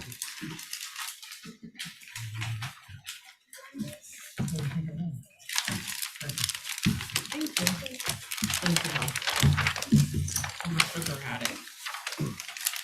I can begin whenever the board's ready, Mr. Chair.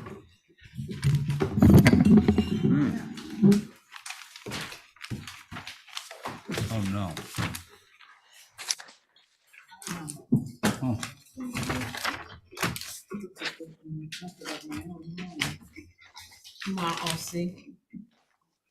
OC. I'm ready whenever the board is, Mr. Chair. Go ahead. Okay, thank you. Okay, so I'd say probably starting on sheet A2.1 is probably the best place to start, which would be sheet 4.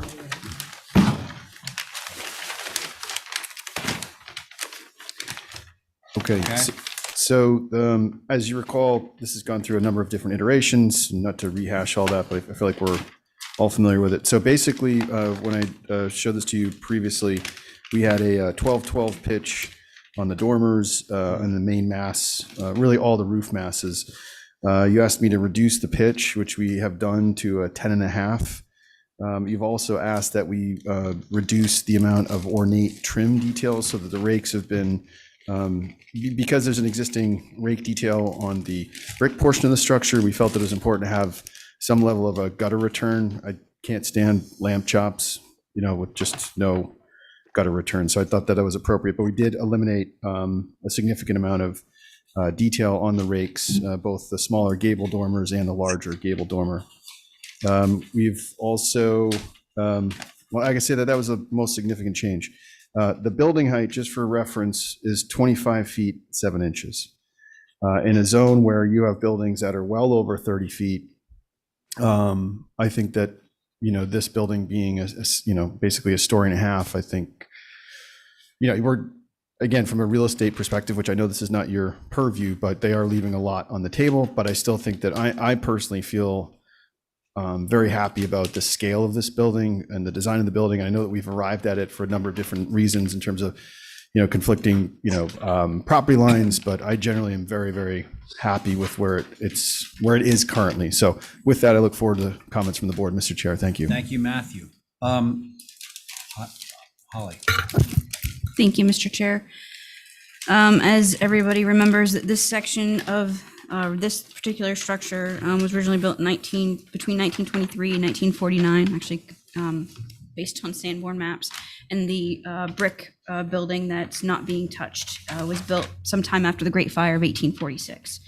HSAB took a look at these revisions on April 11th. They said that the trim and fenestration are still too formal and commercial looking for this street. Edge-to-edge glass does not fit into this area. The first floor windows should be a mix of conventional double hungs with perhaps a couple smaller commercial scale windows.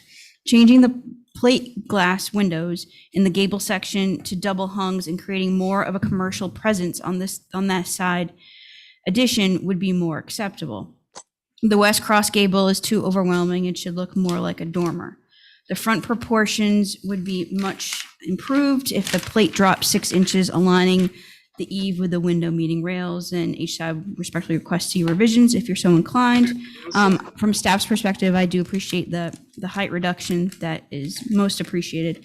And I will echo HSAB's comments about that cross gable being overwhelming. Those are the comments, Mr. Chair. Thank you. Okay, thank you, Holly. Is there anybody in the queue that wants to speak on this application? Remember to unmute. Sounds like a no. Okay. Yeah, please do. I could start it off. So I looked at this at home, and I did a couple of, overlays and tried to, I was mostly concerned with the, I think it's Cambridge Street. Is that the one that the Athenaeum is on? The north elevation? Yeah. Or what faces the north, Athenaeum? Athenaeum, the north. India. India, yeah, that one, so, yeah, and I kind of came back to what you did here, and I kind of like the way this is moving. I actually like the window storefront effect. I think double hungs you'd lose that sense of old-fashioned storefront, like Butner's on Main Street and all those Hardware old store. stores we used to have. And I like the idea of the white trim with the Essex green muntins. And I was kind of thinking it would be neat, even though it is north, but it would be fun in that entablature piece, that 1 foot of white. Maybe that could have like an awning there to give it some charm, Some charm. a little charm. We are retaining those awnings on the On the west elevation. What is that called? What is that little street called? I forget the The name. gas Starlight, lights on. gas lights on it. I should know, but I It's don't. like they may not have a name. I get confused actually because the historic names are different. That entablature too, by the way, was based on the Called Hardee's. North Union Street. Hardee's Hardware. North. North Oh, Union yeah, Street. right. No, from Hardee's, right. So, I'm pleased with the new design and bringing down the height as well. Okay, thank you. Thank you, Abby. Carrie, you ready? Yeah, I agree with H said that gable on this side street reads The that's west. too much. Yeah, and it Cross would be gable. nice if it were just a tight little shed dormer to really minimize that whole elevation, or that whole new piece, so the old next to it can really stay significant. I think the north elevation is good. I totally appreciate you're keeping the ridge so low. I did prefer the simple eave forward the whole way, but I don't think we're getting rid of that or going back to that. But that little gable window at the top just draws my eye up there, and I feel like it would simplify it a lot to get rid of it. The other thing is that this is, with all the glass on that street level, this is gonna be a restaurant. This is a very dark little street. And I think it's going to enliven and lighten up that street at night, which I don't think is such a horrible thing. It's a little scary because it's changing the character of that at nighttime at least. But it is a particularly dark part of that street at night. Yeah. So I think the glass might be a good thing, a nice thing. That's it. Okay, thank you, Carrie. Let's see, Diane. I think the drop in height, I think that's good. I think the little dorm is up there. I'd like to see it looking like it's housing up above and stores down below. I don't know, all those windows, funnily enough, don't bother me. I think there are enough businesses right there in that area between India and up to Main Street that have those windows. Hardee's, I believe, used to have them, and you have the Rose and Crown and all that. So I don't think they're out of place in that area. They run across the street from the post office, which is entirely different. So you're not competing with anything. I don't mind them at all. I don't see that it's so ornate, but maybe it's just because I'm used to seeing it, and so it doesn't bother me so much. But let's go just to the east elevation.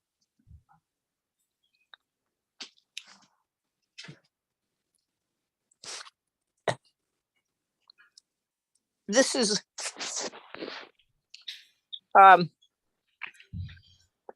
not a lot of it you see because it is on North, well, part of it's on North Union Street and Cole Alley, on the full eastern side. But I think it's very appropriate. It looks like a working building, and that is good. And the south, we got rid of. Yeah, the south is very simple and good. I appreciate what has certainly changed since we saw it to begin with. And I think that it will fit in very nicely. Thank you. Thank you, Diane. Val? I appreciate the reduction all the way around, getting rid of the third floor. I actually don't mind the gable facing the post office. I think it's kind of a charming little facade. I'm more concerned about flush dormers on the front of the building. If there was any way to rebate those to be more traditional, I think that would be good, but I appreciate the bulk of the changes. Thanks, Val. I think it would be difficult, those flush dormers on the north elevation.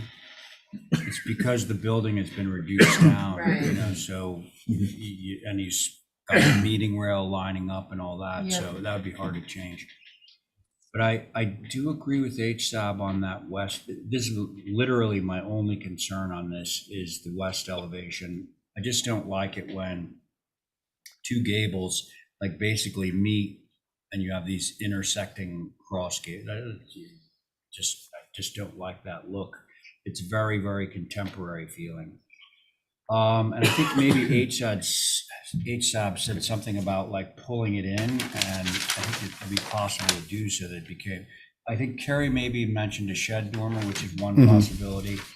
And, you know, the other one is simply to, rather than have the roof go all the way down to the corners, have it come down to an eave stop so that it's actually like a gable dormer. So there's like a little bit of a plate height at the dormer. Yeah, just have a plate height, I like that.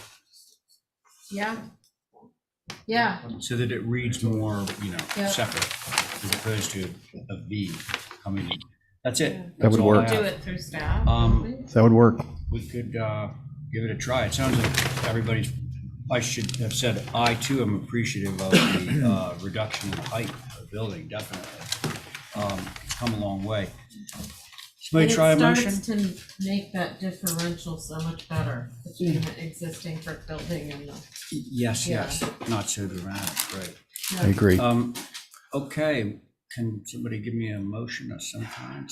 I'll try. Okay. Good try. See what happens. Motion to approve through staff with the west elevation having the dormer have Cheeks. as, what do we used to call those? Exhibit A. Exhibit. Yeah, Well, yeah, Yeah. So that's minimum 3 feet in, like a typical yeah, dormer. right. there you go. Bring That's it- my Bring it, motion. have cheeks on the west facing dormer. Okay, so that is Val's motion. On that motion, Carrie, Aye. Abby, Aye. Diane. Aye. Thank you, Val, on your motion. Aye. And I'm in favor. Motion carries. There you go, Matt. Thank you very much. Really excited Thanks. about this. Thanks for working with us. Okay, so I'm going to guess that because Linda is traveling back, that we're going to hold her application at 3 Pine Tree Street. Is that- Although it's so easy, I don't, Oh, is it? yeah. Okay, then let's go. Let's do it. Yeah, we're new business, 3 Pine Tree Street. And Linda's not here to represent, but Val Holly just says, said she might not have wanted it to be. what? She wasn't quite. didn't speak to her, but she spoke to Ed as well, and she did some too. Oh, okay, so then can I have a motion to hold 3 Pine Street? I make the motion to hold 3 Pine tree, Pine and Tree it's so easy. Yeah, It's well, crazy. but let's honor Yeah. her wishes. Okay, so Diana's made a motion to hold for Linda's presence. On Diane's motion, Val, Aye. Abby, Aye. John. Thank you. And Diane, on your motion? Aye. And I'm in favor too. Motion carries. Thank you. I'm gonna let an alternate sit on a couple. Very good. Jesse, we haven't heard from you in a while. Should we start there? Sure. Thank you. 81 Vestal. First of all, do we have anybody to rep this? I'm here. It's Doug Mills for MCA. Hey, very good. Okay, Doug. 81 Vestal. Oh, this pool Yeah. is totally visible. Let's see, this is, Are you on this? No, this is Vestal, and the pool is completely visible, and the photos he put on here doesn't show it, but I'm hoping they're gonna plant a lot more stuff From Vestal, it's visible? completely. Yeah, They've done a planting plant, they've done Okay. planting, I just wonder where the rest of it is. okay. Oh, I'm not gonna sit on it, because I'm a neighbor and I'm Oh. not thrilled with this one. Okay. This is the Duke's Road wall one, Yeah. Oh.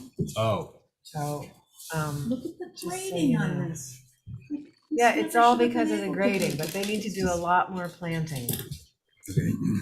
why was it approved with our, Okay. That's, yeah. All right. I gotta finish writing this. Let's see. Doug. Yes. So Val is sitting off and Jesse is on, okay? Okay. And then the rest are the regular board members. Got it? That's good. Okay, so you'll tell us what's going on?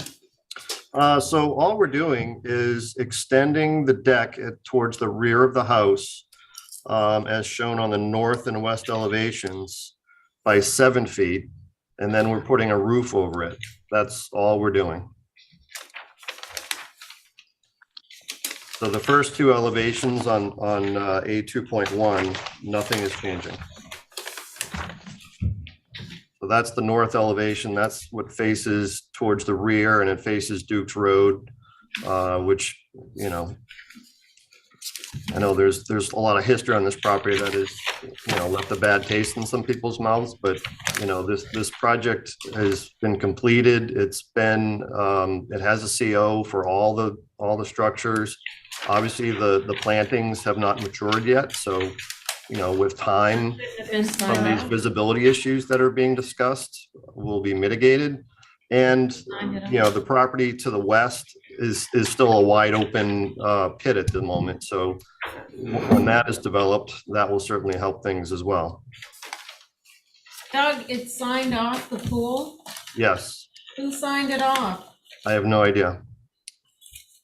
Our lovely plus office. we should find out. Yeah, I'm sure their signature is on it, whoever did it. Yeah.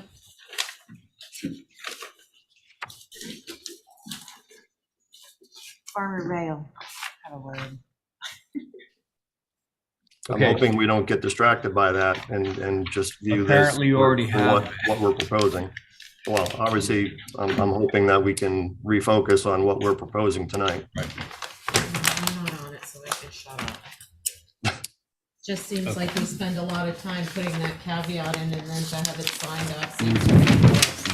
Everybody knows. Well, isn't the it for caveat. thereafter too? Mm-hmm. So. Everybody knows It's the kind of caveat, constant. they just don't transfer it to their client. They don't explain it to the client. He's not gonna wanna be looked at either, so. Okay, so to Doug's point, we really should stick with what we applied for right now.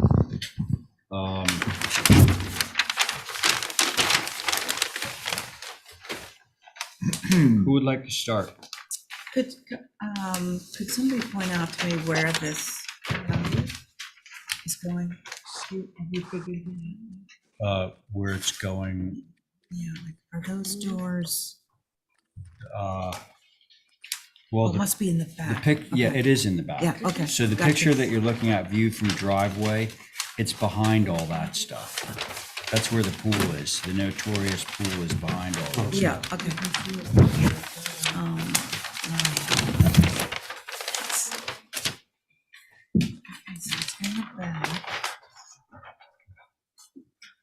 So in fact, this might mitigate a little bit of that pool or not? I believe it will.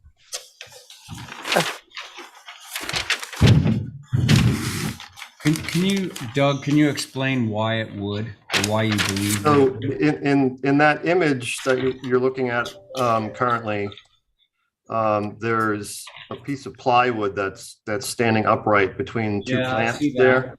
Yeah. So the right-hand edge of that piece of plywood is about where the edge of that deck will be. And Okay. it goes backwards from there. It goes towards the back of the lot from there. So the roof will be behind that piece of plywood. Mhm. And, we're proposing a half wall, as you can see on here as well. So it will definitely help the visibility of the pool. I think if you go to the site plan, you might be able to see it as well. So you can see if you're standing on Vestal Street, looking between the garage and the porch of the house, that extension of the deck with the roof on it and the half walls will definitely mitigate some of that visibility to the pool. I hear you. And maybe we could use this as like our device to get you to actually have somebody screen that out. Yeah. It's not the issue at all. It's where the word Vestal Street is on the road. Yeah. That there is a complete view of the entire pool and patio. Is she along speaking as a that- board member or the public? I'm speaking as the public. Sorry, I should Okay. have said that. Because Yeah. I live on this road and I drive it every day. And these people are going to be seen by everybody going up and down Vestal Street. So I would think they would also want to plant and mitigate. They do. Our clients don't want people watching them as they're swimming in the pool. I mean, I'm sure they don't. plants take time to grow in. We don't have control over Mother Nature. We can only Yes. grow the plant so fast. Unreal. They're- We do. they're- Okay, sorry. Carrie, hang on. I'm just- What was your thought, Abby? But adding roof to deck. So what if, Doug, what if that were not, what if it was a wider structure that came all the way over to the patio and had trellis on it? Somehow that would even help it further so you wouldn't see it from the top of Vestal. You're talking about making the roof bigger? If it came over here. Yeah. And then it had, it would obscure it further. Well, but the whole point of this is to be able to step out onto the deck from the living spaces and be under this roof. Yeah, I don't think that would take it away. See where that, where you have people dining? Yeah. Yes. What if that somehow came over that area? I think, Abby, you're making the structure larger Yeah, I think that would be overwhelming. to screen the pool from that one particular view Well, that we just saw. Maybe it wouldn't have to go all the way over, but I think the further it goes over towards that seating area could. But I guess we're mitigate trying to some- take a device, we're trying to take something that Doug is applying for that doesn't relate to the visibility of the pool necessarily, and use it as something to block the pool. That's what I'm trying to do, but it's just a suggestion. Okay. Who else wants to go on this? I can go. Thank you, Jesse. There's obviously two things going on here, and one of the things we're applying for, and one of them we're not. Right. And what we're applying for is that shed over the building and the half wall, the roof over the deck, and extend the deck and the half wall, and I think that's fine. I don't think it's going to. I think it's architecturally fine. As for the other part that we're not, I would just disagree with Doug.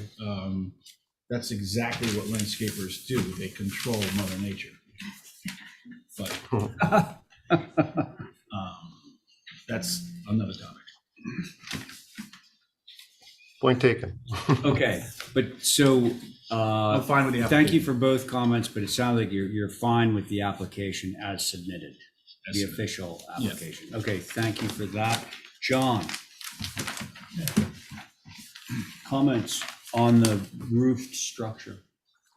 No, I'm looking at it, yeah. let's not get confused. I don't think it's detrimental to the neighborhood. He's just adding a porch roof over a pergola, like a little porch roof. You're okay?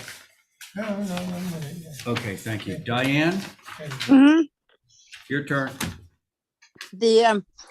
I don't think it will harm what is proposed.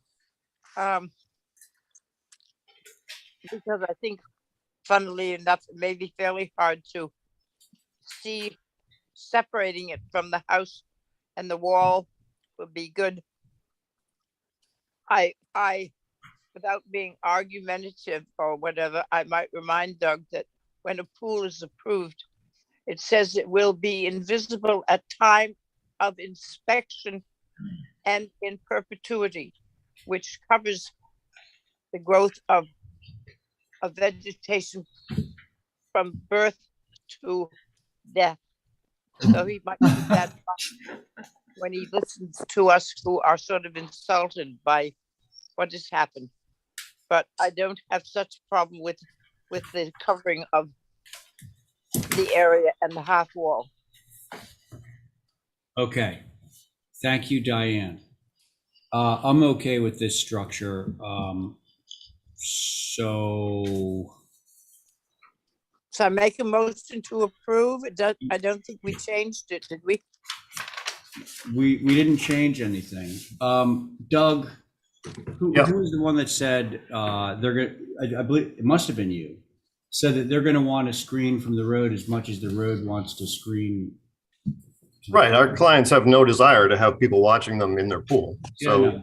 Okay, you know, so and these photos, you know, mind you, these photos were taken a couple of months ago now. So even right now, it's probably less visible than it was in these pictures. No, sorry. It's the angle where you are. If you go to the left of the garage and keep down the street, it's completely visible. There's no planting. The plantings are tiny. I don't know what type they are, but I would just advise them, if I were you, to go up there and look and see what people are looking at. You're talking about across the empty lot? Yeah. Oh, yeah. Again, that property hasn't been developed yet, and it's certainly going to be at some point. So, you know, I mean, we'll do what we can along that property edge, but it's a shame that it got signed off. Yeah, it is. Okay, but yeah, but I mean, so unfortunately, I don't have any control over that. hang on. Did I hear a I think motion? you'd be a little more amenable. Did I hear? Yes, Diane made a motion. Diane, you did make a motion to approve? Yes, as submitted. Okay, thanks, Diane. On that motion, Jesse. Aye. Abby. Aye. John. Aye. Diane, on your motion. Aye. Thank you, and I'm in favor. Okay, that's Thank the end of you. that. Okay, next up, demo chimney at $8,000. Anybody to rep? Steve. Anybody? He's sponsored, isn't it? I don't see him. Right at the Steve road there. Thoreau. It is. It says Zoran Malowski. Yeah, make a motion to hold for representation. Okay, very good, Diane. Thank you. I'll text him. Who? Zoki. Zoran. Oh, For his house. I thought this. but we were holding Yeah. for rep. Yeah. Okay, so, and you're sitting off of it because you're drawing. Okay, so this time I'm gonna, well, we'll do Carrie this time. So can I have a motion to hold this? I made a motion to hold. Oh, you for did? You did already? Okay, so the motion Diane made was to hold for representation. On that motion, Abby, Aye. Carrie, Aye. Stephen, not Stephen, John, on the motion, aye. Diane, on your motion, Aye. and I'm in favor. Okay, so that's that. Now, what was up with Atlantic Landscaping again? I don't think they weren't here for the last one. Jeez, Yeah. Here we go. Chairman, Yes. that applicant requested it for it to be held till Thursday. Okay. Says, Can I have Make a motion to hold until Thursday. Okay, that's Diane's motion to hold till Thursday. On that motion, Val, Aye. Abby, Aye. John, Aye. Diane, on your motion, Aye. I'm in favor. Okay, that's that. And I'm gonna guess that permits plus is in here, but let's try. Mark, Poor, are you around? I am here. I'm having a little difficulties with my visual aspect though, but Oh, well, but we can hear you fine. that's perfect. So we got a roof walk going at 60 Nobodere. That's correct. This is a project that's currently under modifications. And the client has come to me and asked me if there was an opportunity to present a roof walk to you. Okay.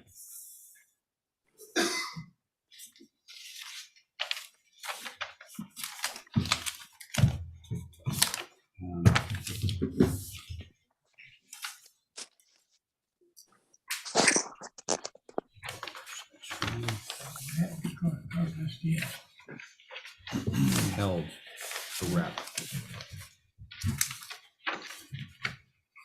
Regular board on this, right, guys? Yep. Okay.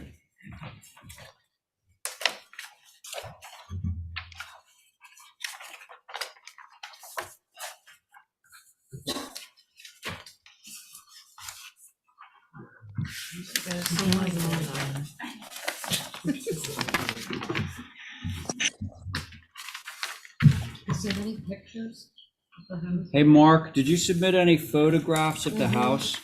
Oh, was the answer yes? The answer, There, okay, got it. Never mind. Got it. this is pre-construction.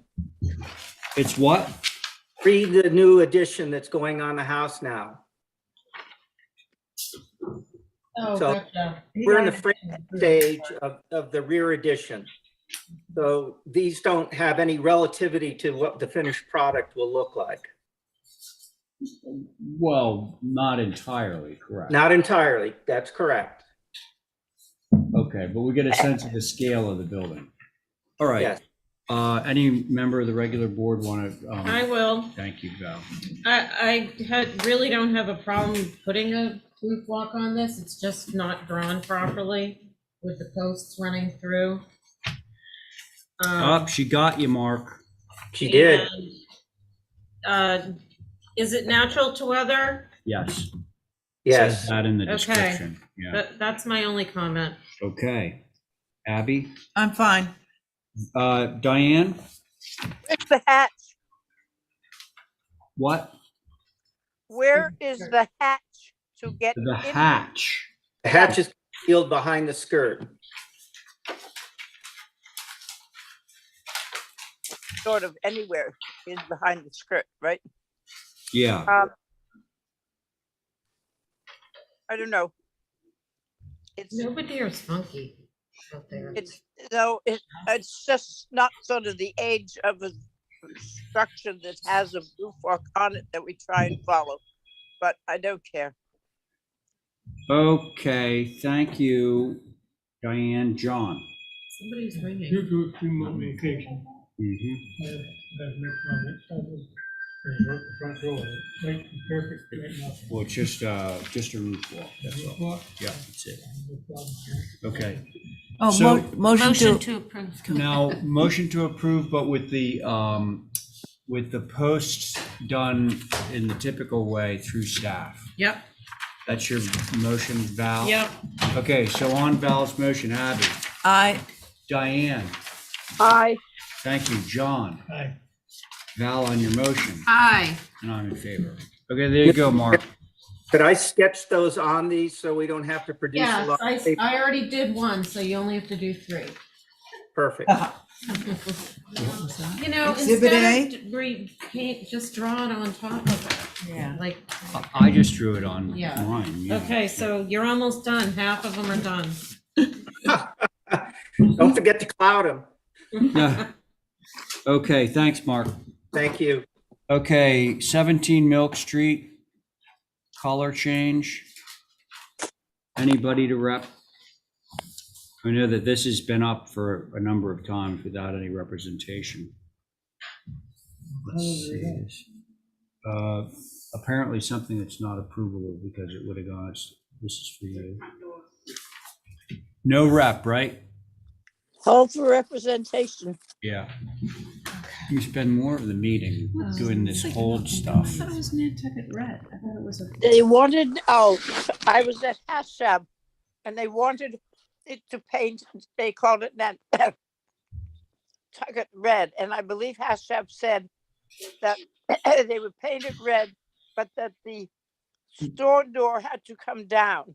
Wait, hey, we shouldn't be deliberating on this if we're holding it. So Okay. Thank you, Diane, for that, but we should have a motion to hold this for rep. I made a motion for that. Thank you, Diane. On that motion, Abby. Aye. Val. Aye. John. Aye. Diane. Aye. And I'm in favor. Okay, how about 6 Clara Drive, Elaine Johnson? Hi. She's here. Yes. Can you hear me? Yes. Okay. Oh, hi. How you doing? Hi. Okay, so fencing and driveway, 6 Clara Drive, regular board. I'm gonna let Jesse do it. It's his, Oh, it's Jesse. his purview. It's his bailiwick. John? No? Carrie? What? Oh, sure. I'll never say no to some peanut M&M. Thanks. Oh, I think I took the last 6. You want some of these? Okay, Elaine, your turn. Okay. Good evening, everybody from Hyannis, Massachusetts. 6 Clara Drive was purchased, I'm not positive, but I think less than a year ago by Chelsea Vacheron and her husband, Thibaut Schindler. And slowly but surely, they are trying to develop this property to meet their needs and ultimately their growing family. So all we're really concerned with right now this evening are, number one, adding a driveway. And I will add at this point, there was not really a formal driveway to this residence off Clara Drive initially. It pretty much was just pull off the street onto dirt or sand. However, that location actually has been excavated, and I believe the new septic has been completed in that area and regraded. Part of the condition of sale by the previous owner was that they meet the title code for a new septic system. So that owner indeed paid for this. So my understanding right now, the last time one of the fellows was out to look, was that has been completed. The homeowners didn't want to put a driveway in this location. So if you'll go back to the plan, is it Holly scrolling through, or is it Esmeralda? Yes, you'll see where I made a notation there that the location of the new septic system is on the left corner there, right off the street. And we're going to put a very simple shell driveway and parking area on the right, as shown in the plan.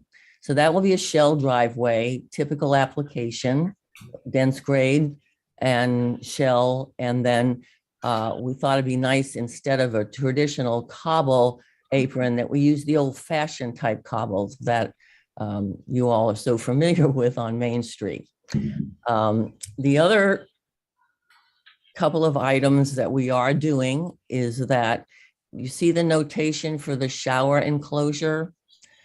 Right now, that L of the building is shrouded with big plants, and behind it's, and the siding is really suffering. And behind that is a propane tank.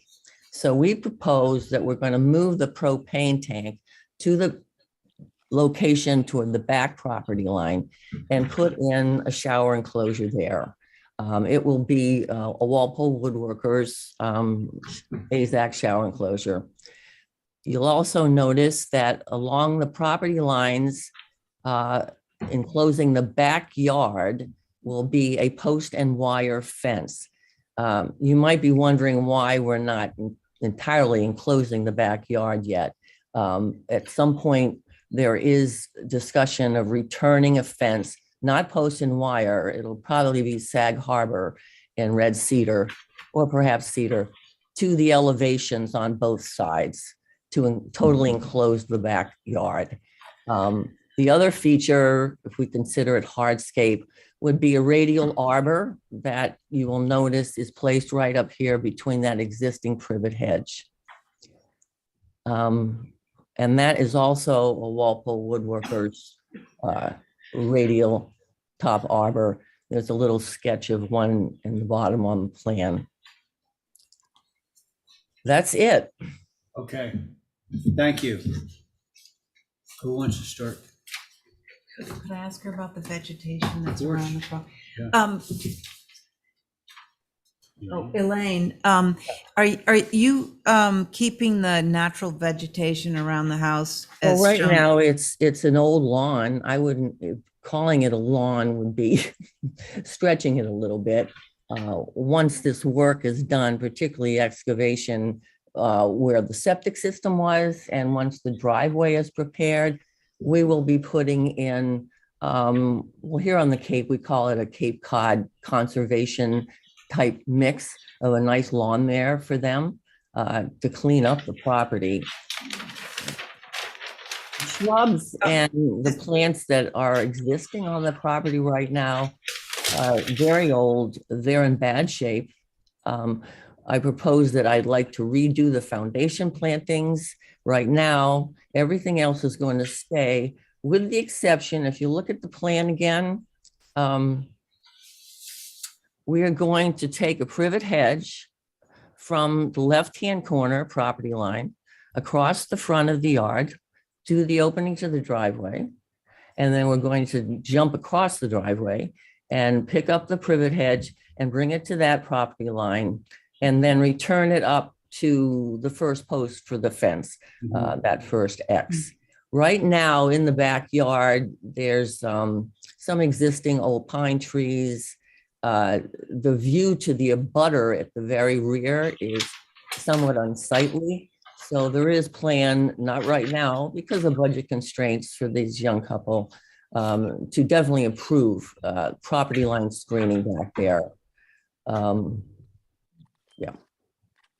Okay, thank you. I'm okay with what's submitted here. If they're keeping the natural vegetation and then adding some to the front and going around the corners, I think it's appropriate. Okay, thank you. Jesse, were you on this? Yeah, this is totally approvable. I have no concerns. Just one quick question. Was there one or two arbors? Looks like one. One. Which I thought she One, knew right there. another. Okay, all right. Thank you. Thanks. John, anything? Any comments on this? I don't know, I think it's pretty, you know, a lot of white there. Good. Okay, thank you. Diane? There was a picture somewhere of the fence and the wire. Yeah. Yes. It's totally out. It's totally in view. It's not a fence we usually allow that isn't covered by landscaping, vegetation. Well, right now, there is a lot of landscape vegetation there. The plan is to improve the aesthetics of this property for sure. The homeowners definitely want privacy back there. And I can assure you that certainly, you know, the posts will weather and they will be not quite as new looking as those posts there. But go ahead, Diane. I didn't mean to interrupt you. Sorry. I just think it's a lot of fencing that we don't usually have in that area. There's going to be some time before it's covered. That's all. Well, might I interject that the post and wire was chosen right now because it is pool code. So at some point in time, my clients do plan on having a swimming pool in the backyard. So with that in mind, obviously the fence that we use to enclose the pool area has to be pool code. And I know that post and wire on Nantucket is used a lot, and it's screened with shrubbery so that it's not this obvious wire fence. And being black, it just fades into the background natural vegetation. Elaine? Yeah. Elaine, what Diane might be reacting to is the same thing that I reacted to when I saw Okay. that photo, which Okay. is your posts on that wire fence are 4x6s. They're not 4x4s, and they're spaced really close Okay. together. So Well- they almost look like, they're made out of concrete or something. Well, So ordinarily out here, you're using Yeah. 4x4 posts. Sorry, that's a visual, and I apologize for that. My clients have talked to a fence company on Nantucket, and they're actually going to use 4x4 pressure-treated posts. 4x4. Not going to be yeah. big chunky Okay. posts. Yeah. Right, okay. Oh, and what are the colors of all the trellises and those arbors? White. They're going to be white, okay. Diane, did you have anything else? No, I just think that the fence isn't what we usually require. And some attempt should be made to cover it, whether they put hanging hydrangea or something on it. Oh, Because yeah. it's going to stick out like a sore thumb for some years, and particularly if the posts are treated, they're not going to fade. Not for some time. Diane, could I interject? My clients have every indication that the second phase of this project will be a planting in the fall. And the idea is to address exactly what you just commented on, and I understand it completely. Okay. Good, Diane? Yeah, that's it. Okay, let's see. John was good. I think everybody's good. Yeah, I'm good. I could make a motion that would include something that's not on this application, but that it would be for the fence to be screened on both sides. So, and you would keep the natural vegetation around the site. And could you add that you said that the privet was coming across on either side of the shell driveway? Can you add that to this submission so we can make sure that's on the? That would be through staff. Yeah.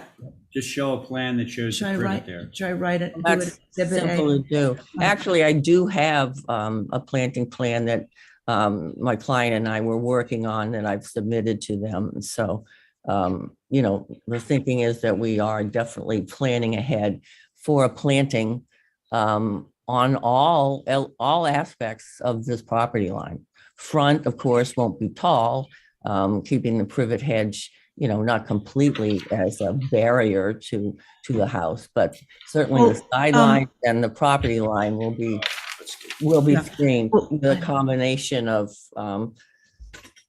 mixed evergreens and keeping the privet out front. I don't know, do we want to see this on this plan? Or do we want to hope for? I don't care. All I want is the privet on the front. Right, that's the problem, is that we're talking about adding something that's not on this application. So I think it might be best to maybe complete this application and put in the vegetation that you're proposing, so that when we okay this. So we'll hold for revision. Yeah. We'll hold for more information. And a more complete okay. That's your showing of vegetation. Yeah, that's your motion. Yeah, that's Okay. my motion. On that motion, Yeah, I guess, yeah. Yeah, I know. John, hold for more information on the application. No, it just say yes. Yes. Thank you. Diane, Yes. thank you. Abby, on your motion. Aye. And I'm in favor. Okay. Okay, I need to take a break. So can you chair this next one? Sure. Abigail, 81 Cliff Road. Okay, and don't forget about old Steven. He's sitting back there getting awfully lonely. Probably. Thank you. Thank you. Thank you.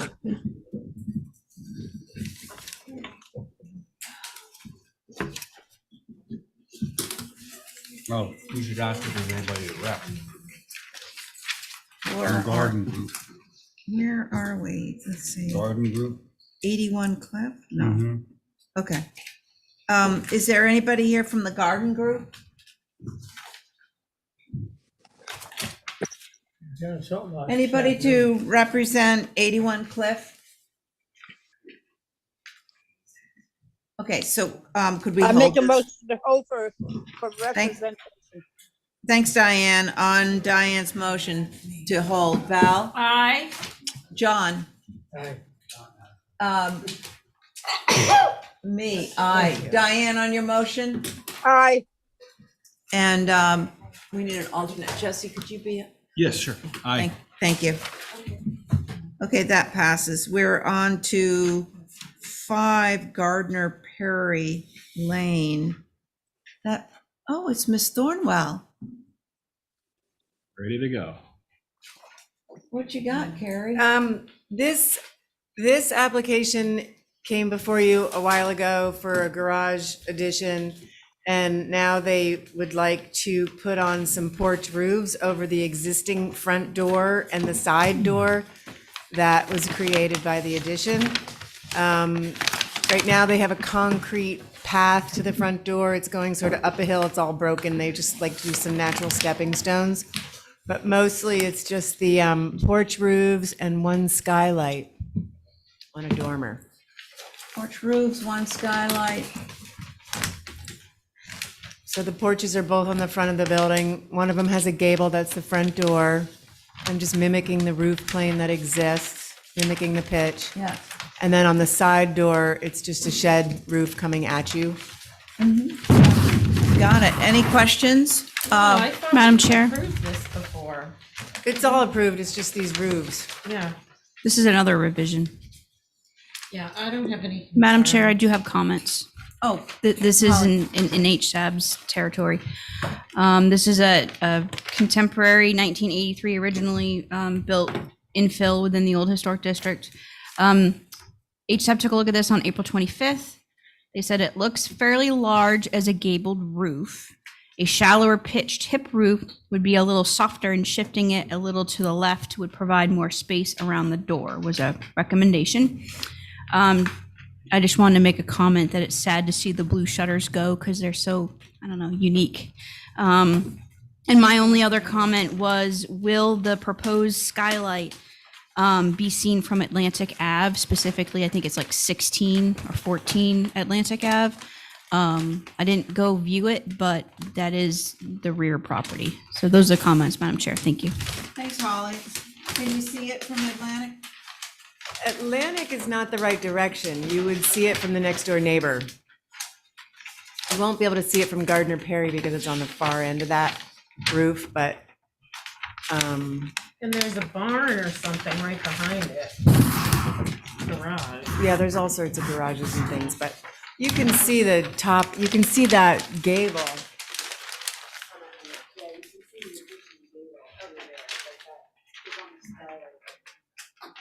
Is removing the shutters, is that part of this? Yeah, she wants to live in her side.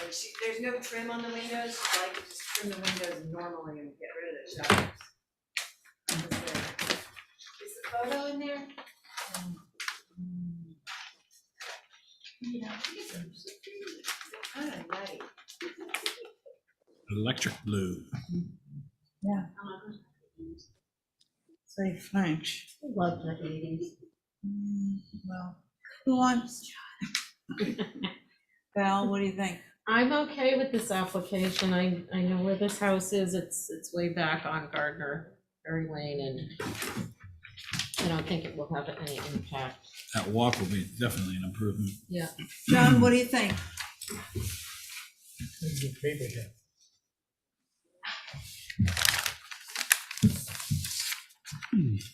Yeah. Can't find it in the plot plan.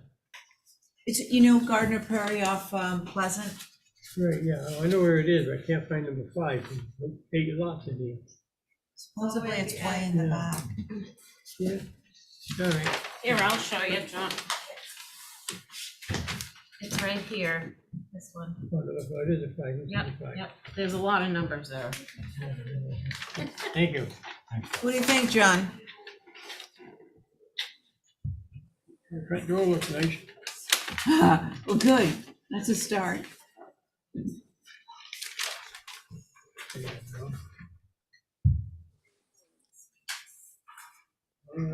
question somebody can answer it. Who's representing? I am John. John?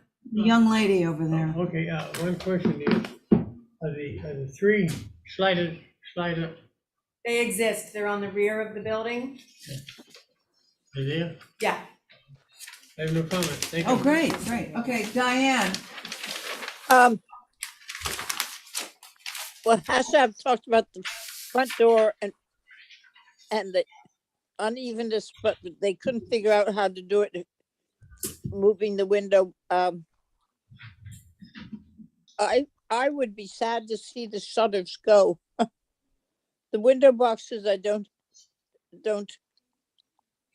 matter so much, but I think it's just, I think the blue of the shutters is sort of fun on that street, which has sort of a whole mixture of different kind of things, where the Artist Association started out so long ago. But I have no problem with what they're asking for.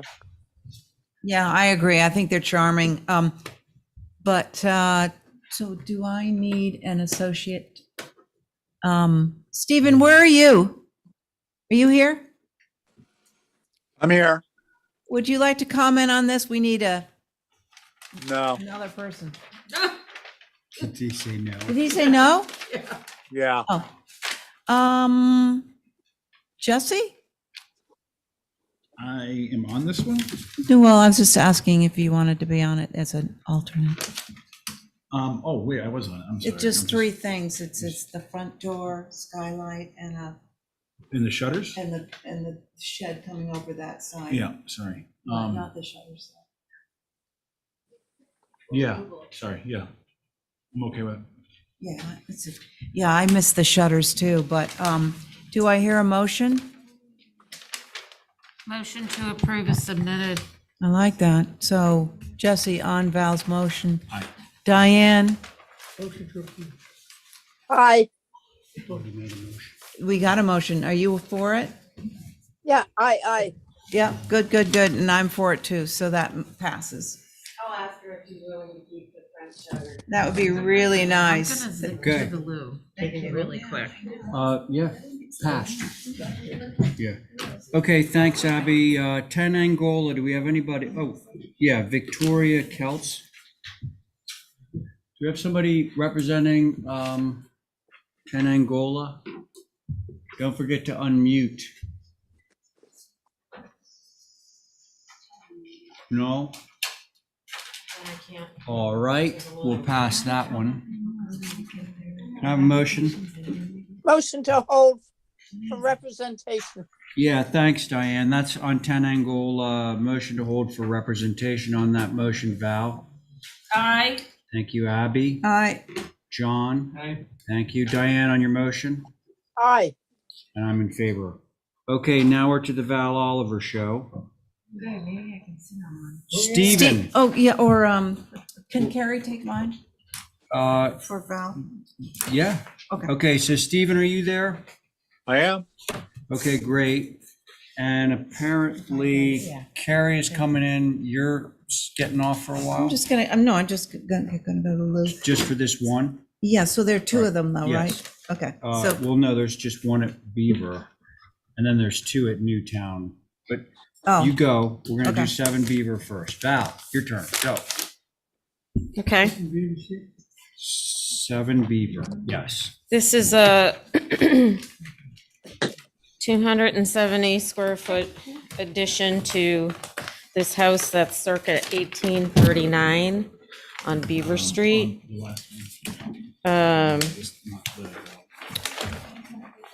It is behind the hedge, so I think that's helpful, and set back from the front facade, making the kitchen a little bigger and increasing the size of the rear wing, which it was an add-on, I believe.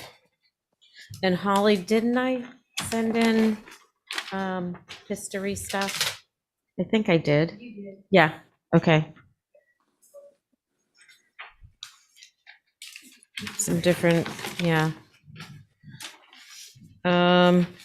It's really pretty straightforward. It's moving the kitchen out 10 feet. And right now, there's a big deck on this building, and we're gonna incorporate that into a porch. Okay. And I know HSAB looked at it. Anything else to say before we go? to No, HSAB? I think it's pretty straightforward. That Yeah. seems to be. Thank you, Val. How about you, Holly? Thank you, Mr. Chair. Yes, for the record, this is a circa 1839 typical Nantucket. Lancaster says it's a 2.5-story ridge chimney, 3-bayed with pilaster doorway with 6/6 windows. Appreciate the Sanborn maps and photos, Val, as always. HSAB took a look at this on April 11th. They said that the west elevation center window should remain in original location. The west addition is too narrow. It could widen towards the north, which would lower the plate a little and preserve the 2 windows just to the south. That one threw me.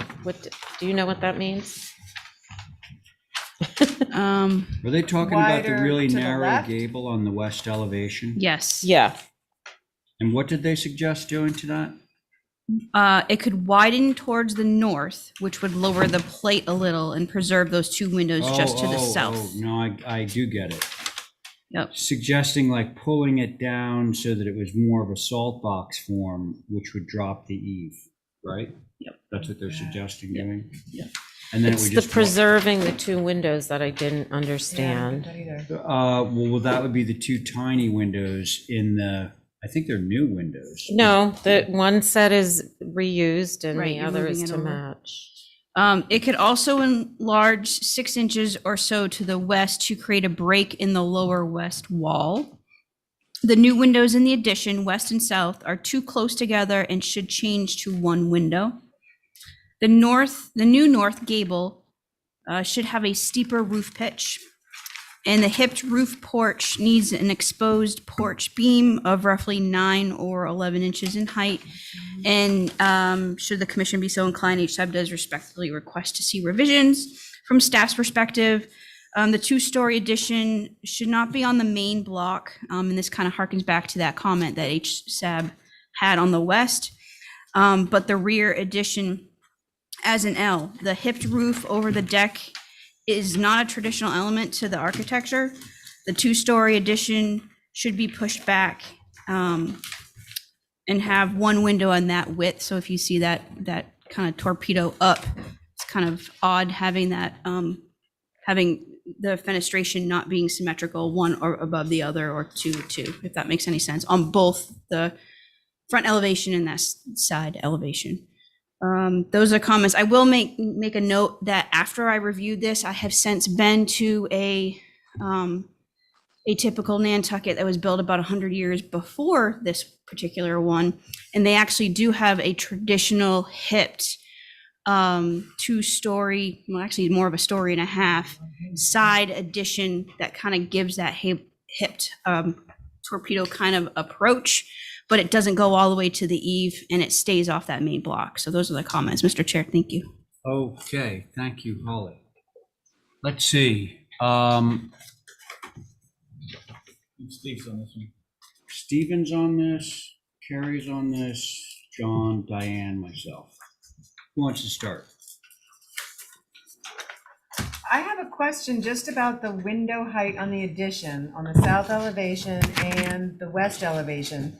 Your sills are quite lower, headers are quite lower than the existing. And on the addition, just on the south elevation, it just makes it look like there's a lot of wall between the 1st floor header and the 2nd floor sill. And I just wonder. Wait, say that again? Sorry. Sorry.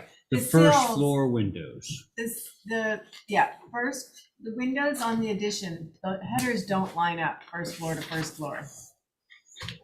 Oh, that, right. These are lower than those. So it Yep. so then the amount of shingle between the 1st and 2nd floor windows reads to be a lot. And Okay. I think it's more successful if those raised up to match. Okay. I kind of see why it's happening on the west elevation somehow, because you've got that lower. Right.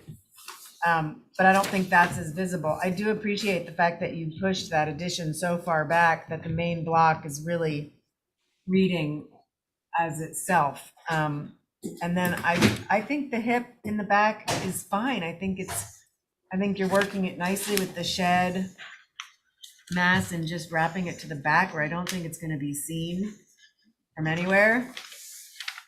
Right, and I did give you an aerial view and a backyard view just to show that, the visibility.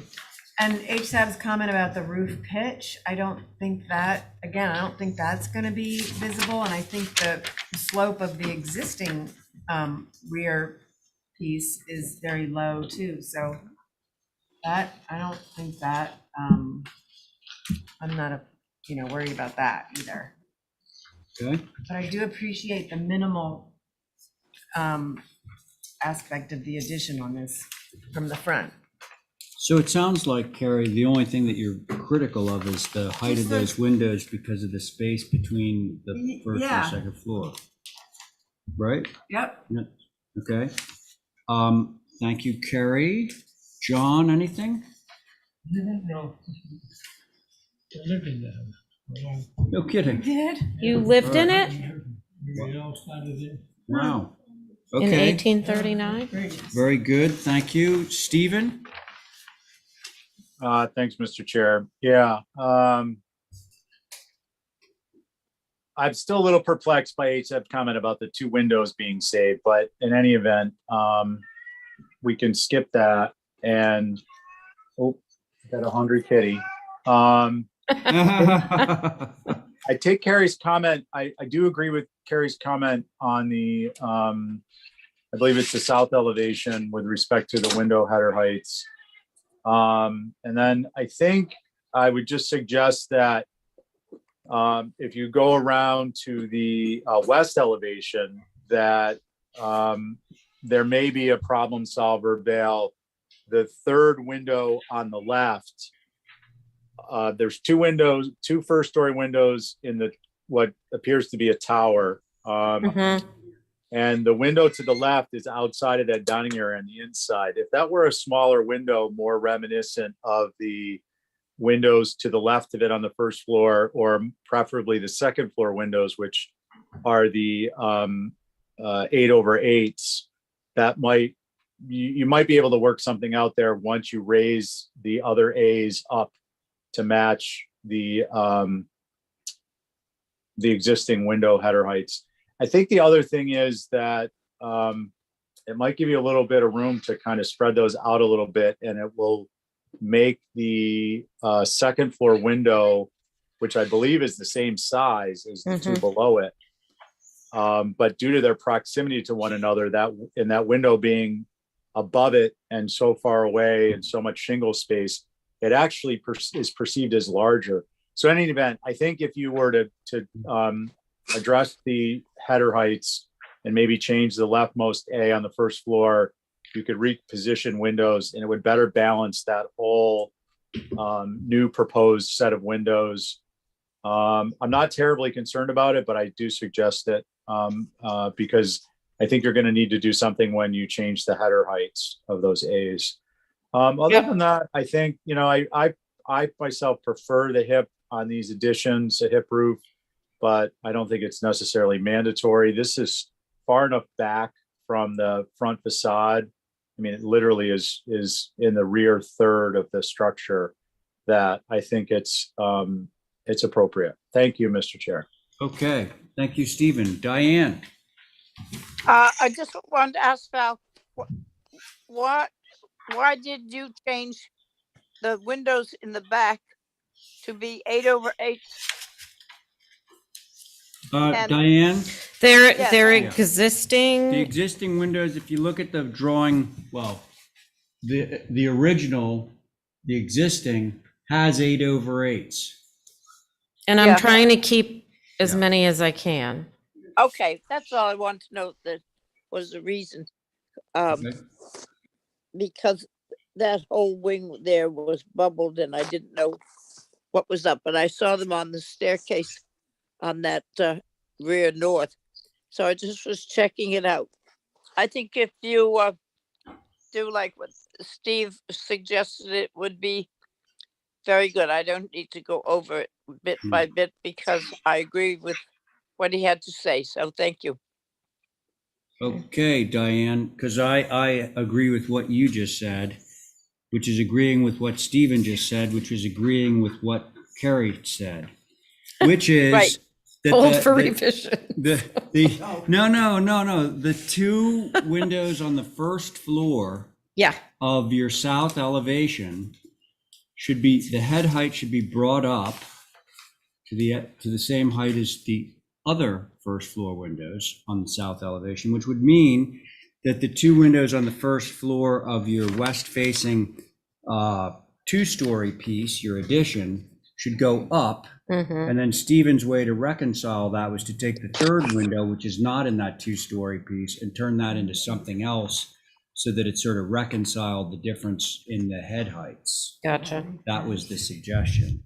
So I think that's something we could probably do through staff, honestly. Mr. Chair? Yes. May I ask a question of Val? Yeah, of course. Looking at this west elevation, and I'm trying to understand, I apologize, I wasn't in the meeting when HSAB took a look at this, but this was of a question, because if you look at the original fenestration, you've got them above one another, 1, 2, 1, 2. Yeah, You said you're reusing these two windows and bringing them, putting them in this addition, correct? we're on the first floor, the windows are existing and I'm just pushing them out. Okay.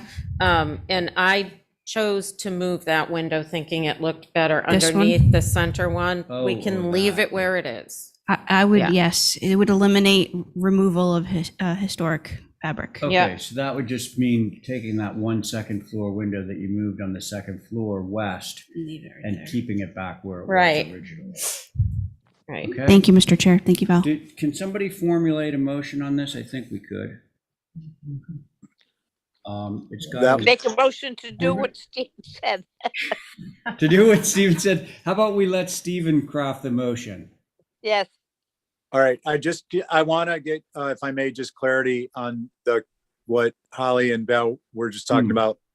None of the change that is not going to happen is not reflected in these drawings, or it is? It's not. Okay, so Stephen. Look can at the top, Can you see yeah. Can you see me? You can see mine. No, I just see the All right. screen. Okay, so Holly's pointing to the second floor window that Val has actually moved. If you look at her drawing, it's centered on the ridge. The mouse Holly's cursor is not, recommendation. What? the mouse cursor is not moving. It's, How about you? I'm on someone's computer screen, not on the screen you're seeing. Now it's moving. Yeah. Okay. So Val had moved that second floor window so that it was centered on the ridge. Holly suggested leaving it where it is so you're not compromising. Oh, I Ah, see. That's all. I gotcha. I Yeah. gotcha. Okay. So the motion is to approve through staff, subject to the A windows of the addition being header height matching the existing A windows, and the leftmost A window on the west elevation being changed to an 8/8 to match the second floor above. And let's see, on the west elevation, the leftmost second floor window of the main mass not to be moved. From the original location, correct. Correct. Okay, thanks for the motion, Stephen. Let me make sure I've got the board. So that would be Carrie. The middle, Val, sorry, the middle one. No, Yeah. I get it. What? Don't talk. I'd rather hold it for revisions Why? because I don't think that's going to accomplish what I need, and it doesn't show the thing getting wider. He's like, you're a fool. I know. Well, let's hold for revisions and let me do what you So want. I'm gonna modify my motion to Okay. state the more complicated, let's hold for revisions. Okay. And HSAB? On and back to HSAB. Yes. Okay. On Stephen's motion, Carrie, Aye. John, Wow. thank you. Diane, Aye. thank you. And Stephen on your motion, Aye. and I'm in favor. Thank Okay. you. Yes. Who does that? I know. I do. That's good.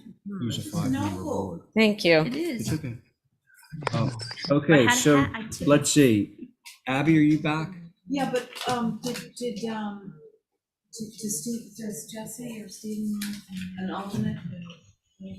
Well, Val is, This is my nephew's yes. so- place. I gave him a so piece of we property need an next to me. associate member. Jesse's gone?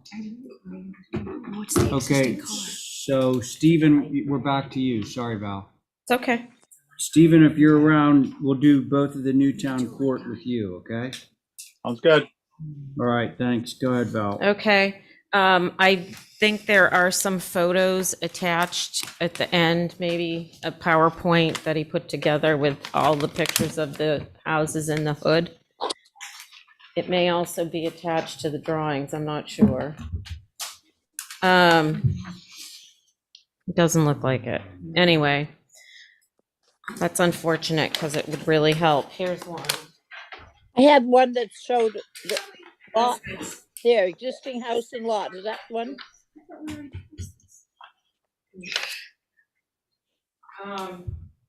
Anyway, this is a piece of the lot that used to be me behind another house on Newtown Road. And I wanted him to come and rep this, but he's not feeling well. He drew the plan, which I'm so delighted with. So he's proposing a main dwelling, which is 25 feet, 5 inches tall. And let me see, 38 by, sorry, What do you want? 38 by 26 and a half. It's all natural to weather. The sash is black, the door is black, and the roof is black. The trim is all natural to weather.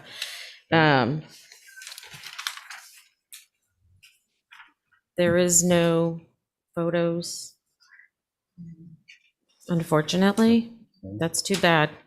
There are, There's a site photo. No, there was a whole, the thing I gave Abby, but I know Oh, we yeah. sent it in as well. I saw in the neighborhood. Yeah, online. so you could see the context. There's a plumbing shop behind us. That's Yeah. my house, right there. Okay. It's in the same general height as the rest of the buildings in there, which we're trying to keep with, so it doesn't overwhelm. Yeah, that's all I got right now. Okay. Way at the back of the lot, behind another house, next to my house. Thank you, Val. Who wants to start?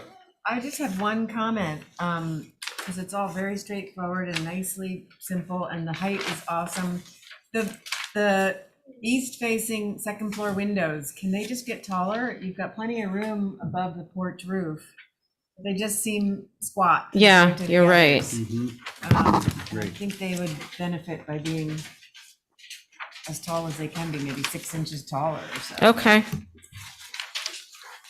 I like that one. Is that it, Yeah, that's it. Carrie? Mhm. Thanks. John?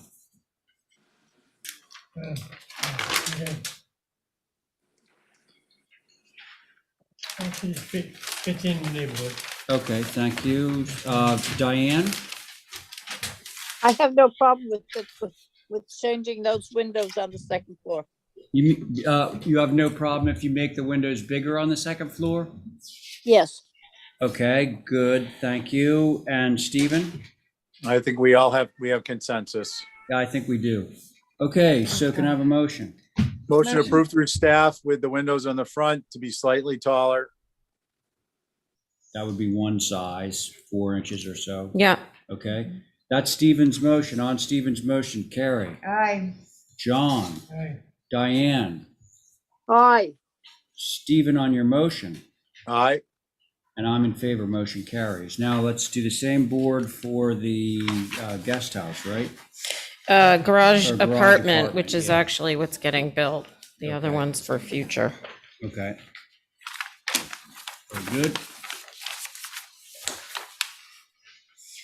This building Thanks. is 24 foot 10 in height, same colors, natural to weather trim, black sash, black roof. It backs up to Ramus Court, which has some nice vegetation back there and is a private road. I'm finished. Thank you. I know what John's not gonna like. Uh-oh. We know what happens Yeah, me when too. John doesn't like something. She said you're not gonna like something on there. So you gotta look at this carefully now. First page? I don't know. I have to find it. Yes, that one. Can't miss it. Have you finished, Val? Yeah, it's, again, very straightforward. Okay. Who wants to start? Thank you, I'll John. go. Sorry, Stephen. John beat you to it. No worries. John, your turn, friend. I want to Maryland, on the comments. I don't know. I suppose to have Boo boo. 50 state Boo law, boo boo. have more than 15 steps there ending. I don't know. I'm sure. Yeah, there was, I think we're I okay. don't know on how that. many here, but quite a bit. Stephen will be able to tell you that. I'm just worried the Stephen, land. yeah. is close Yeah. to- Is that it, John? No, Oh, okay. they take the north facing driveway, put the cross bucks on the inside. So the dirt can drag through it. Okay. That's my comment, Mr. Chairman. All right. Thank you. Thanks, John. Carrie? I'm fine with it. I'm just scared of the deck and walking out that door and tumbling down the stairs. Well, as I Right. can see, Maybe since shift- I didn't check this, it looks like the door's hanging over, yeah. It just, It I mean, it's does. okay if, I think it's okay if like the 4 bottom stairs project out from the side of the building just to get it away from the end. Right. And the deck would probably be better away from the end as well. Yeah. But other than that, it's a good, simple little building. Okay. Thanks, Carrie. Stephen, I'm with Carrie. That was going to be my comment too. you mean pull the second floor walk or deck out so that so that the doorway is safer, Yeah, definitely. right? It's a good Okay, well, idea. yeah. Okay, Diane, anything? Yeah, my only thing is that probably not something you can do anything about. This building's only a foot shorter than the main building. The main building being 25.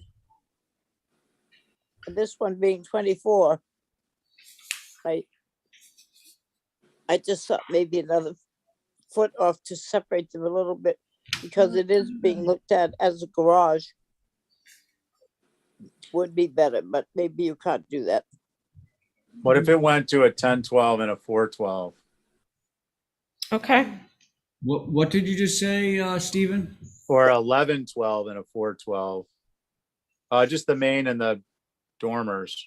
You might not even Yeah. have to change the dormers. Yeah, if you went to an 11, it'd come down probably 8 or 9 inches. Yeah, you'd be good there. Yeah. It won't really affect your interior too much. We're gonna do this through staff. Hold on. Given its location, though, I'm all right with the height. I mean, it's behind a house, Which is Yeah. why I wish you had the pictures. Yeah. Okay, so that's it, Stephen? Yeah. I think If the I may pictures, interrupt, Mr. Chairman, I do have the pictures. I was able to locate them. Yeah. Could I share my screen? Yeah, you can. I mean, Thank we're sort of winding down, but that's fine. Thank you, Ez. So I agree with John on the cross bucks on the garage doors. yeah, They should take a hike. okay, there you go. Other than that, I'm fine. So I think that what we want to do here is we want to get rid of the cross bucks on the garage doors, and we want to extend the deck on the south elevation so that the doorway on the second floor is safe. Yeah. Okay, that's all, just extend it by 6 or 9 inches and we'll be good. And then lower the pitch. I'm not sure that we need to do that, because my own view on that is that it's very barn-like, and it doesn't matter that it's 25 feet high. That's Yeah. it. You know, Yeah, so I'm okay with that. that's my motion. Okay, so Stephen's made a motion to approve this through staff, removing the crossbucks on the garage doors and extending the second floor deck so that it goes past the second floor egress door. Okay. That's Stephen's motion. On Stephen's motion, Carrie. Aye. Thank you. John. Aye. Very good. Diane. Aye. Stephen on your motion. Aye. And I'm in favor, motion carries. Okay. Okay. So that's that. That's, thank you, Val. And now we're at 5 Stone Post. Thank you.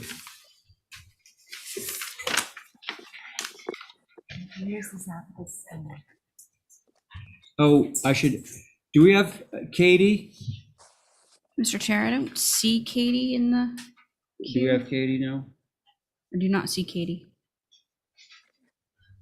Nobody to rep Stone Post? Hold for All right. representation. Yeah, Diane has made a motion to hold for representation. On that motion, Val.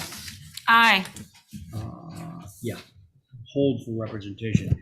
Val is an aye. Abby? Aye. Thank you. John? Aye. Diane on your motion? Aye. And I'm in favor, motion carries. Okay, so next up, Turn the page. turn the page. I know, huh? My Look at that word. baby. It's a freaking miracle. Okay, so 4 Westmore Lane. I saw Francis on there. There he is. Hello. Actually, I'm John from Outerbridge Horsey Associates. Oh, what are you here for, John? For Westmore Lane. He's for, yeah, Oh. number 15. Yeah.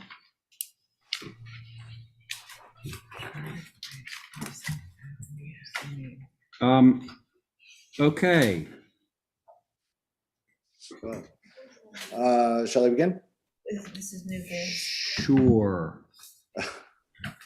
Well, Mr. Chair and members of the board, I'm John Kaiser with Outerbridge Horsey Associates.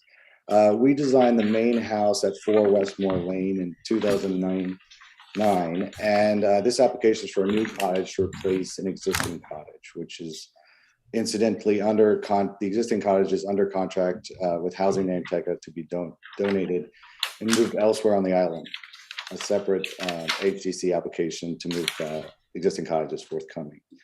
Those are the elevations there. The existing cottage is 675 square feet and was again built in 2009. It's a simple rectangular footprint. It's approximately 13 feet to the peak of the roof. The proposed replacement consists of 996 square feet of interior space. It's built on the existing foundation with a wing to the southeast, expanding that original footprint. The height of its 2 roof lines measure approximately 16 foot at the peak on the main volume and 14 foot at the peak of the bedroom wing. The increased height is primarily due to a change in roof pitch from 7 to 12 on the existing and 8 to 12 on the proposed. We kept the cottage design subordinate in scale to the main house. The siding, orientation, and scale of the new cottage is very similar to the existing cottage. The new cottage is in the same location, faces the same direction, and has the same porch, slightly wider, and each wing is a single story. The hardscape and landscape will remain pretty much as is, with the exception of a new wood deck proposed at the northeast corner of the site. And I should also add that the northeast corner of the site is heavily vegetated at that line on both sides, and it you know, if not entirely, partially conceals those 2 elevations. The 2 wings are connected by an enclosed portion of the porch. The columns are expressed, and the sort of infill we're proposing clad in vertical big roof boards. And this, we believe, suggests a sort of additive quality and an organic development over time, to give it a bit of history, a sense of sort of history. That's pretty much all I had to say about it. So we look forward to your comments. Okay, thank you. I can start. Yeah. that'd be I'm great. fine with it. Okay. Thank you, Abby. Who's next? I agree. I'm good with it too. Yeah. Diane's good. Sounds like Val, you're good? Yeah. How about you, John? Yeah, I wish we had pictures of the existing house, but I know it's small. Oh, yeah, you have a perfect. question? No? Motion to approve as submitted. Okay, that sounds good. Okay, on Abby's motion, Diane. Aye. Thank you, Val. Aye. Thank you, John. Motion to approve 4 Westmore Lane. No, up here. This one. Are you good? Motion to approve? You're good? Okay, and Abby on your motion? Aye. Okay, and I'm in favor, motion carries. There's that. Okay, next up, 50 Hulbert. This would be Ben Norman. Here I am.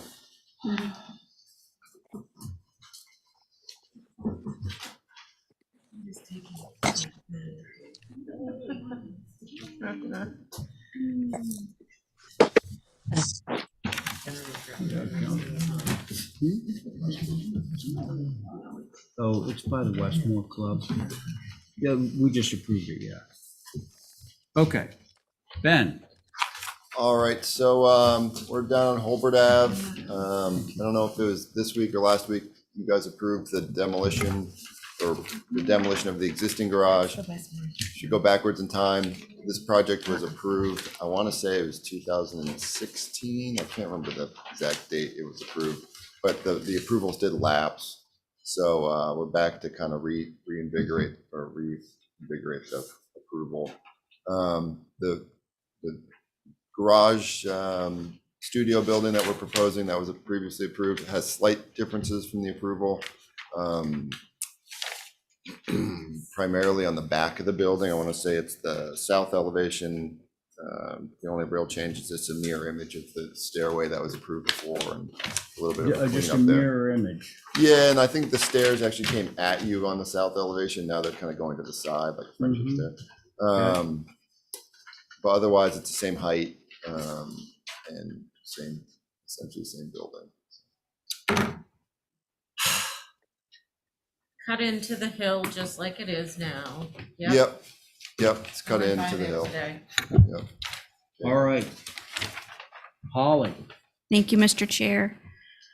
So main house on the lot is a 1930s. Cute little house. HSAB took a look at this on April 11th. And I will notate for the record that Mickey did recuse himself. I believe he was involved with the I worked for him when it was. the glass pane doors are too formal, this close to Hulbert Avenue. Lower the shingle line roughly 30 inches or so. And those are the comments, Mr. Chair. Thank you. Glass doors in the garage. Not what he's proposing, but there are some across the street. Across in Kitty Wampus there, just like it. So Val, would you like to start? I would motion to approve it with the comment about the shingles lowering. Oh, so just bring the shingle line down a Yeah. little bit more so we don't see as much concrete or whatever. On the north elevation. The doors, there are examples of doors that are there's very millions of similar, those doors. that close to the street. Yeah. Remember Time Flies? It was Hammy Hurd's. And another one farther down. Okay, so your only condition would be to bring the shingle line back. Yep. Okay, Abby? I'm fine with it. Sounds good. John? Good. Diane? Aye. Well, you want a motion? And if you do, can the motion include bringing the shingle line down on, I believe, the south elevation. The Oh, north. no, I'm elevation. sorry, north elevation, sorry. Yeah, erred. north elevation. North All right, elevation. that's my motion is to Or- approve with bringing the shingle line down on the north elevation. Sounds good. Thank you, Diane. On Diane's motion, Val. Aye. Abby. Aye. John. Diane. Aye. And I'm in favor. Motion carries. Thanks, everybody.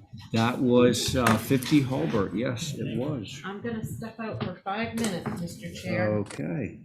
Let's see. Jesse. Yes, sir. Your silence is deafening. I think you got to sit on this one. Okay, Okay. got it. I'm on it. It's on the north or south elevation mixed up. Hey, Ben. North or south elevation for the shingles? It's on the north. North. Okay, thanks.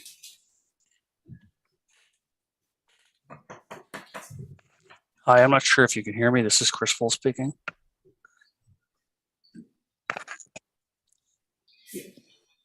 Weather looks nice there.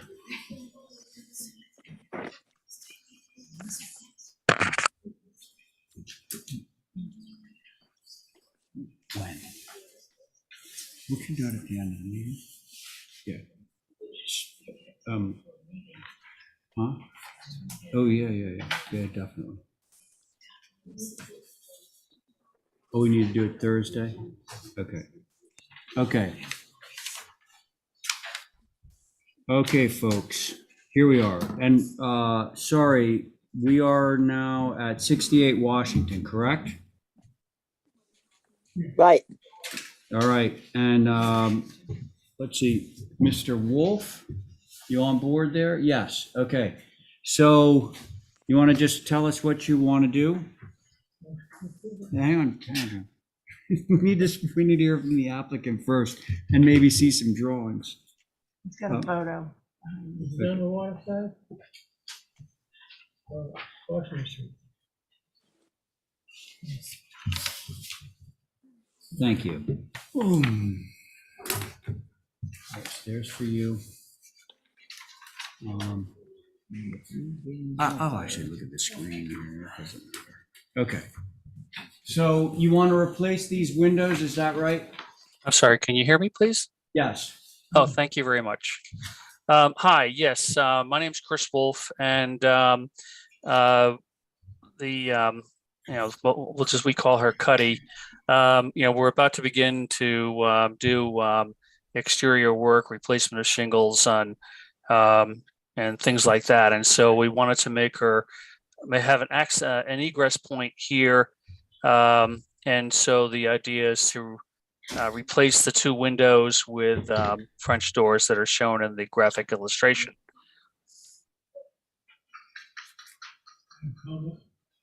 Okay, I think I know what HSAP is. Thank you. Holly? Yes, thank you, Mr. Chair. So this is a circa 1960 contributing structure within the old historic district. HSAB took a look at this on April 25th. They said blinds between the glass panes are not appropriate.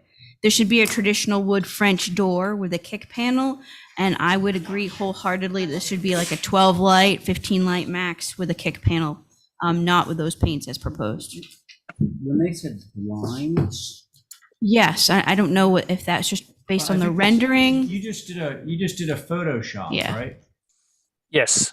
Yeah, so you're like, it's not really gonna look like that. Well, the doors are available, one of two ways. One is with blinds between the panes of the glass, and the other is with the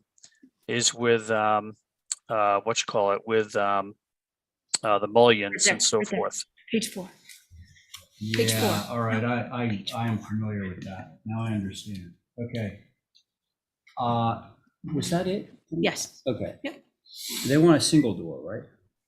No, they didn't say, they just said it should be a They traditional. wanted the kick panels. That was my comment on top of it. They just said it should be a traditional French door that you usually see. Okay. I'll go. All right. Is that a single or a double? Well, apparently they don't have a problem with it being two. Okay. It says 60 by 80. It's a narrow unit, it's 2.5 foot wide, door leads, you know. It's relatively. I can go. I'll ahead. go.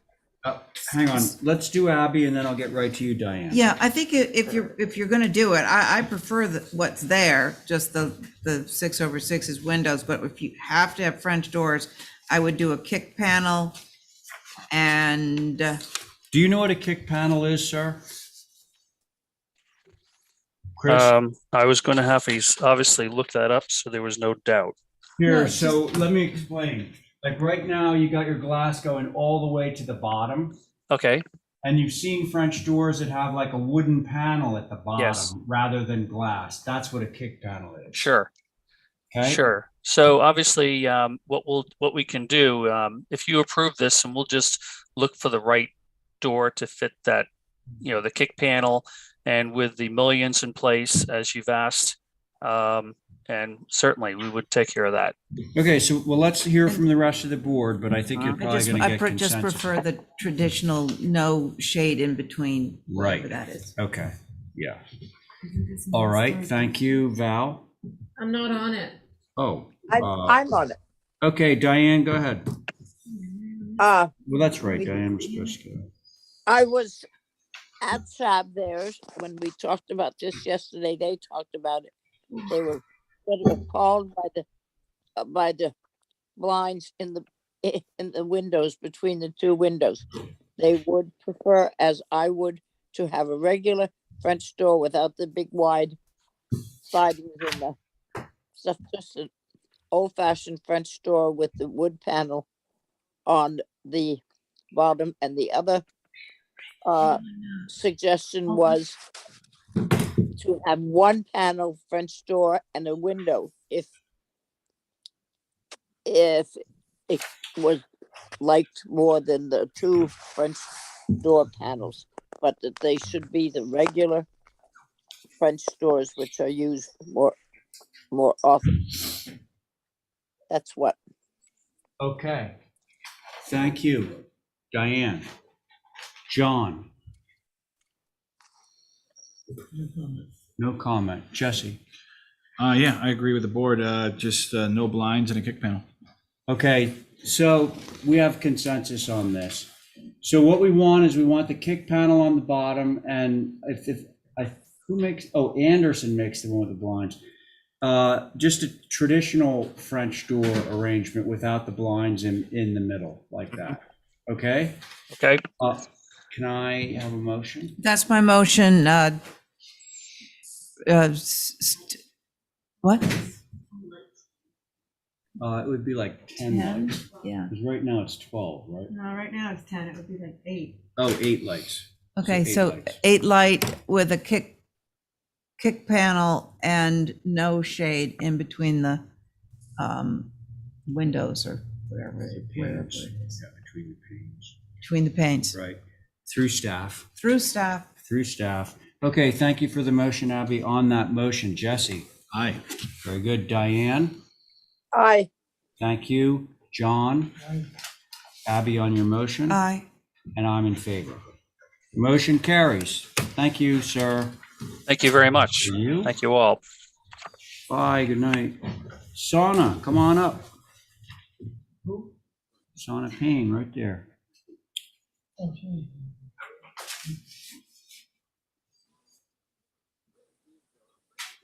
Okay, let's see.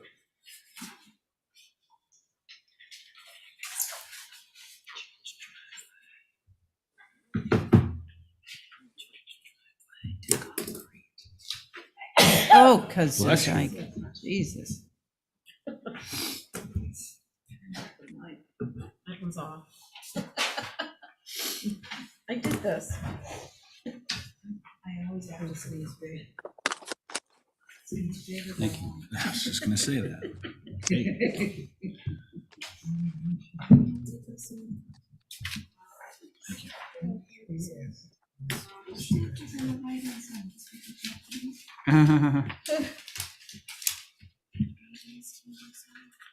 I'm not sure who the board is. The board on this? Yeah, she was just asking. It's a regular board. Yeah. Okay, stairs for you, John. Okay, Sana, sorry for the delay. Okay, so this is on 23 Appleton. We're just changing the gravel driveway to concrete. So this is like basketball. There is, just for reference, on Appleton, on the paved part, Appleton, before you get to the concrete, or to the dirt part, I counted 16 stone gravel driveways, 4 that are existing concrete, and 1 that's just grass. Right across the street from 23 at 22 Appleton, there is a 6-car paved concrete driveway.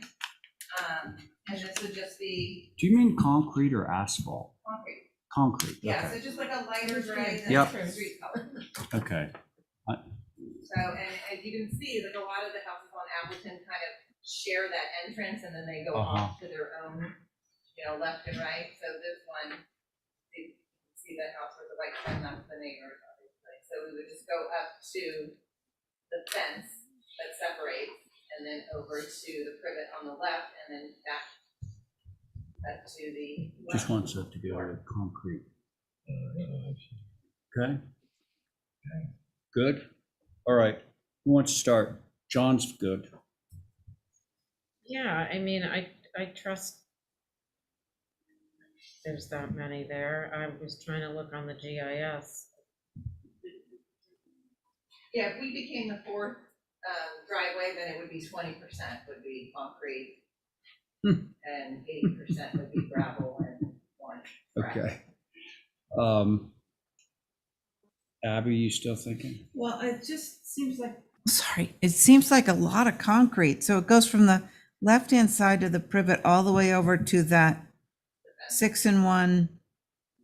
Is that another person's house on the right with the white trim? That is another person's house. That fence is their property line.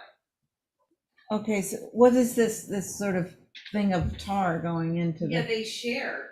Their driveway comes in the same, and then that person goes into the right, and then they have another entrance around.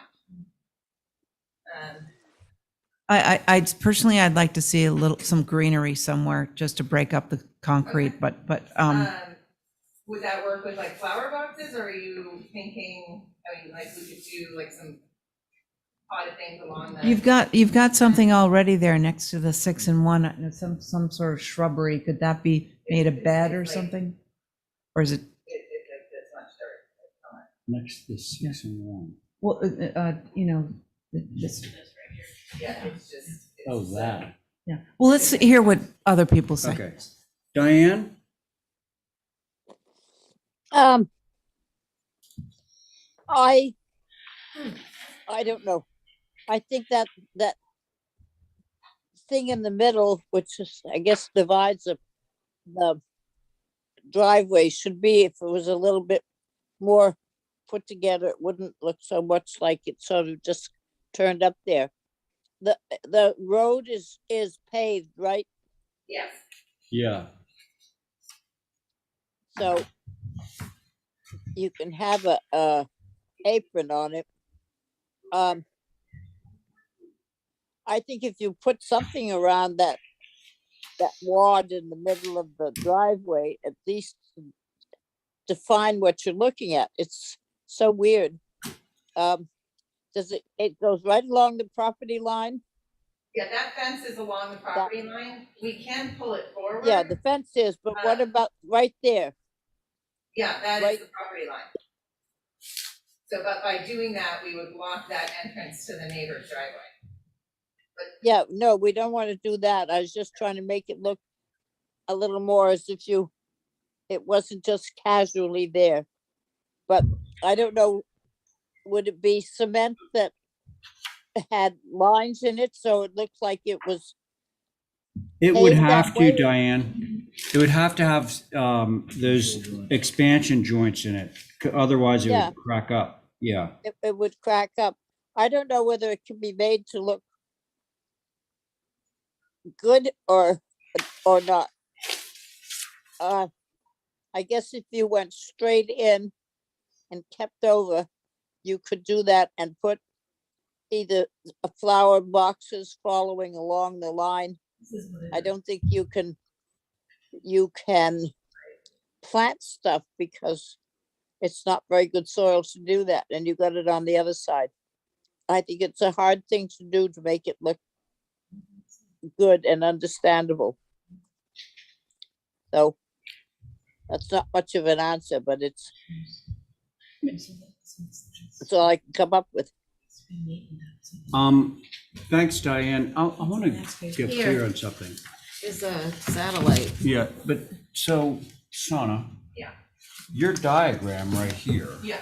basically has the concrete going from one corner of the garage to the other corner of the garage. Yes. Oh, yeah. So not all the way Yeah, over. so Sorry. guys, Sorry. Just guys, to the, listen, you know. that's where the gravel is now. Right, so it's not gonna go all the way to the property line, it's only gonna go to the garage. So if we go back to the photograph, Sorry about that. it's gonna look like a driveway. Right. You know, Yeah, it's, so that's it's only defined going by from the- here to here. It's Yeah, that's- like that. I mean, yeah, we could. It's we not could- gonna be that whole expanse of gravel, it's not all No, we going, can, we don't Concrete. have to do the whole thing. right, okay. So where does Just, it end again? Just at the Right. corner of the garage? yeah, it's gonna come out like that, just like Oh, a well, that's good. driveway. Is that is that true? Yeah, I mean, we were hoping to do the whole thing, but we can do that. Well, but what we're approving is this document, which shows it Yeah, that but way. yeah, that's where the gravel, but Yeah. yeah, that's fine. Mr. Chair, may I ask a Okay. question? Yeah, it doesn't make sense. So, Mr. Chair, What? I just want to ask Sana a question.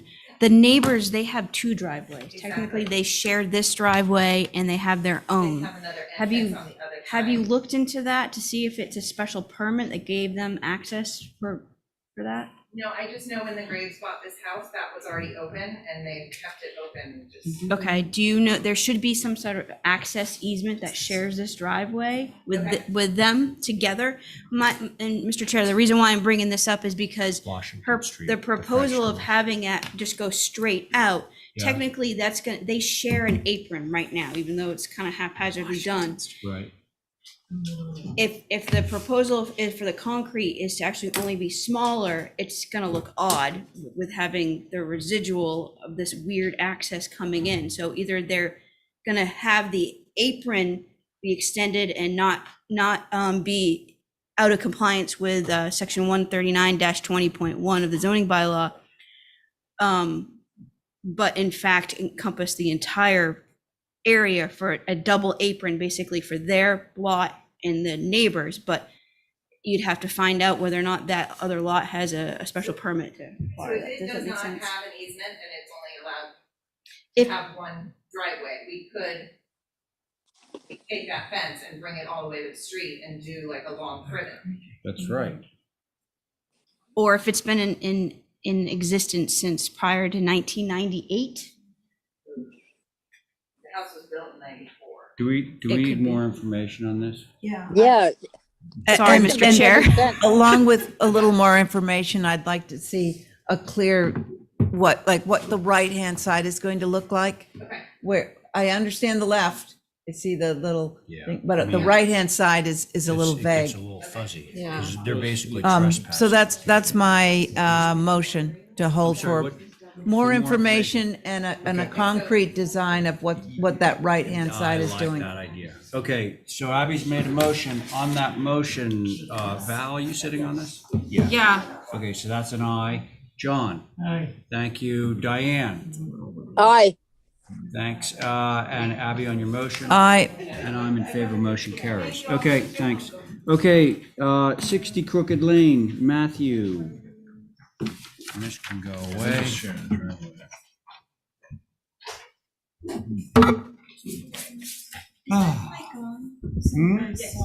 Yeah.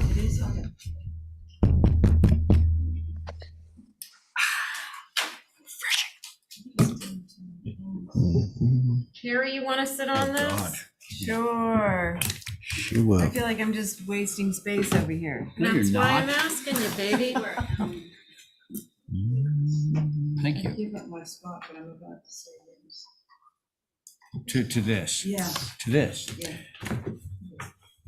I can start With your permission, Mr. Chair? Matthew, you already have a motion for approval, so. That's fine. Well, Just be quiet at this point. Okay. I think that this addition, the second floor is already approved, and this is my fault. I had somebody work on this, and Wait, I'm sorry, what? so basically this is an existing dwelling. It's got a second floor on it, but no dormers on the front of it. And so the larger dormer was approved previously, but we're back here for some small detail changes, specifically like brackets, a little pergola on the front, and some minor fenestration changes. And this is completely my fault, but it's clouded as if the addition, that it wasn't previously approved. So just a small note that the board has already approved the dormers on the second floor, the dormer revisions, I should I say. think I know what you're saying, but it's 8:30. The way that we clouded it implies is you haven't approved I it. mean, perfect. Oh, actually.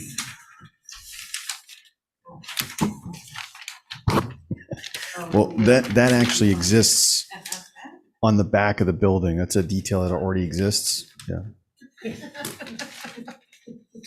Okay, Matthew, thank you for the very thorough presentation. Yeah. All right. I can go Comments first. from the board. It reminds me of what I look like, what I look like. It reminds me of what I look at home, and I was fine with it at home, so. Fine with it here. It's cool. Yeah, and this building's tucked away. It's not in some prominent location where all this is very visible. Okay, so, well, let's see. Oh, that's right, you are on this because Val's off of this. So Diane, anything? No, No. it looks like it's well covered and all that stuff. So I'm okay with it. Okay, thank you. John? I'm looking for it. I need a couple minutes. All right, let's see, is there anybody else I can call on? Let's see. Abby, you're You good. can call on me again. Carrie, you're good. Diane was good. What about you? You could go. I'm fine. And then I'm fine. John could, Listen, I just go John with the could go. I do whatever the board tells me. It's not true. You must have fallen on the floor over there. It's funny, Crooked Lane. Crooked Lane is where the animal hospital. No, but it's not. This one is from Duke's Road, because Crooked Lane crosses over Nantucket, but it doesn't really cross over. Oh. So yes, it's yes, accessed yes. from partway I'm down aware, Duke's yes, Road and yes. to the right. This is the other Crooked Lane. By Rose Webb's old place. Exactly, Yeah, this is it's her- very tucked back. It's Yeah, not. okay. All right, John, anything? We're ready to wrap this. Where George Fleming used to live too. Mr. Billy, Yeah, Crooked Lane? yeah. Chuck's house is right on the corner. Yeah, yes. If it is visible, which I know, go down. Crooked Lane. Oh, your fellow board member right there lives down there and says it's not visible, that house. Check your axes. Curves on it. You are Should be so 45. sharp. You're such a Sharpie. We knew you were gonna get that, John. He's a We knew curvy. you were gonna get that. I'm gonna regret it. No, we knew that you were gonna see it. Okay. I'll make a motion to approve as is, though. All right, that sounds good. So on Abby's motion. Thank you. Thank you, John. On Abby's motion, Diane, Aye. thank you. Carrie, Aye. thank you. John, Aye. very good. And Abby on your motion, Aye. and Ray Paul is in favor. There we are. Thank you. Okay, next up, Matthew. Thanks.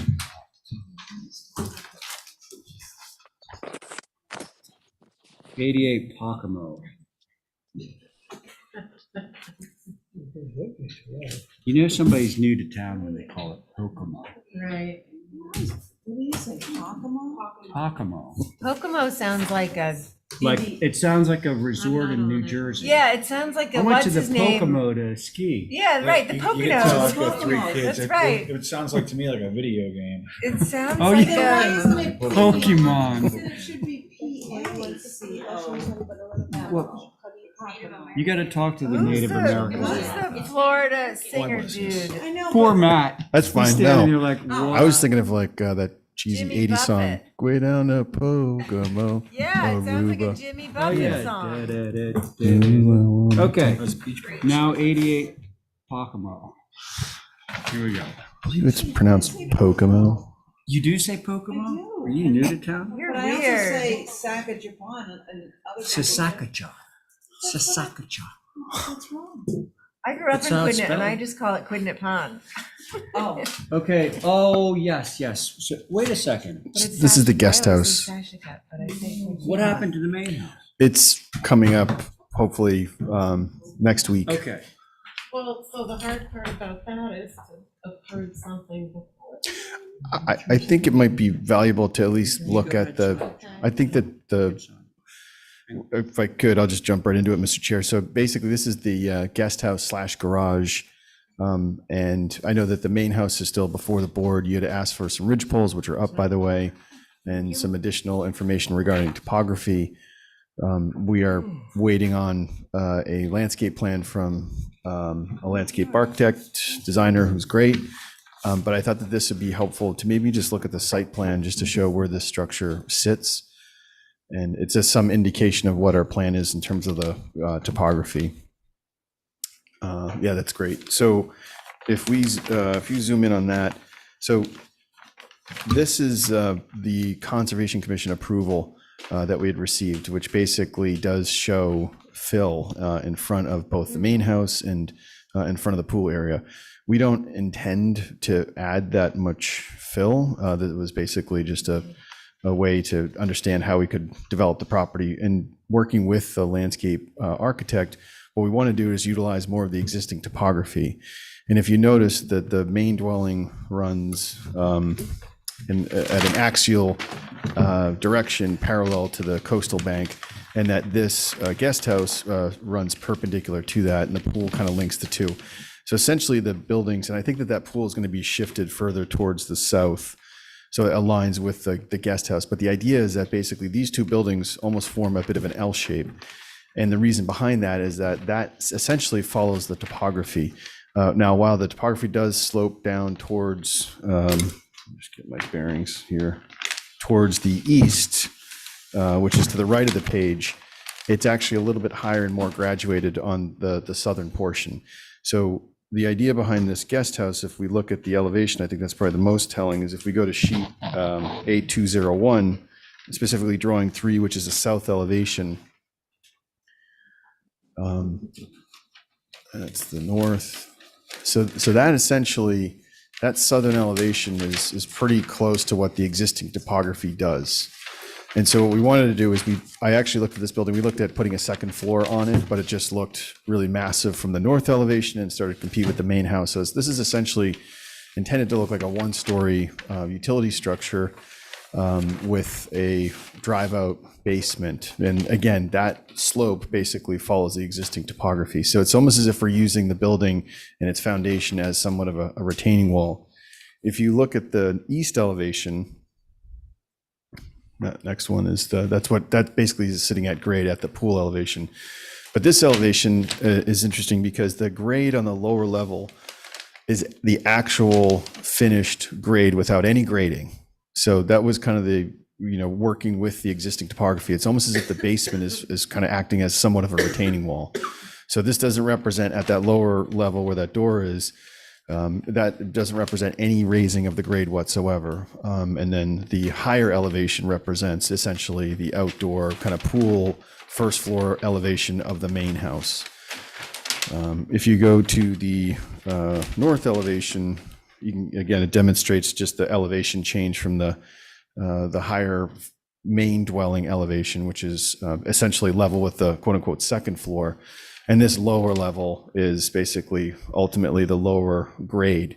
Now, in this elevation, because we have a door on the right side of the north elevation, we're showing a more severe grade drop, which is probably not, that's likely going to be a staggered series of retaining walls, but that just kind of shows you what the existing topography is doing. So with that, I just thought it'd be good to get some sense of its location, explain to you the topography, and it is a fairly critical component of how we are dealing with the grade. And again, from this elevation, it has essentially a kind of a two-story appearance, but I think from all other elevations, the intention is that it's essentially one story. So that's all I have, Mr. Chair. Thank you. Okay, thanks. Anybody care to begin on this one?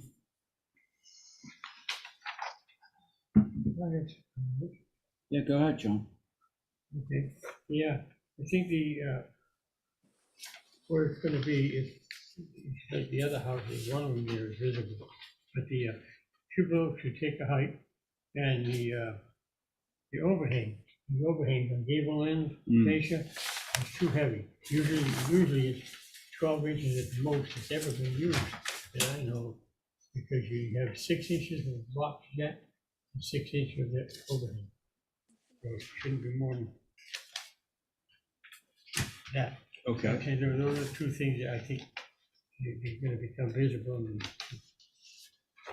to make the change now before it's too late. Okay, John. That's my comment. Thank you. Who's next? Diane, you ready?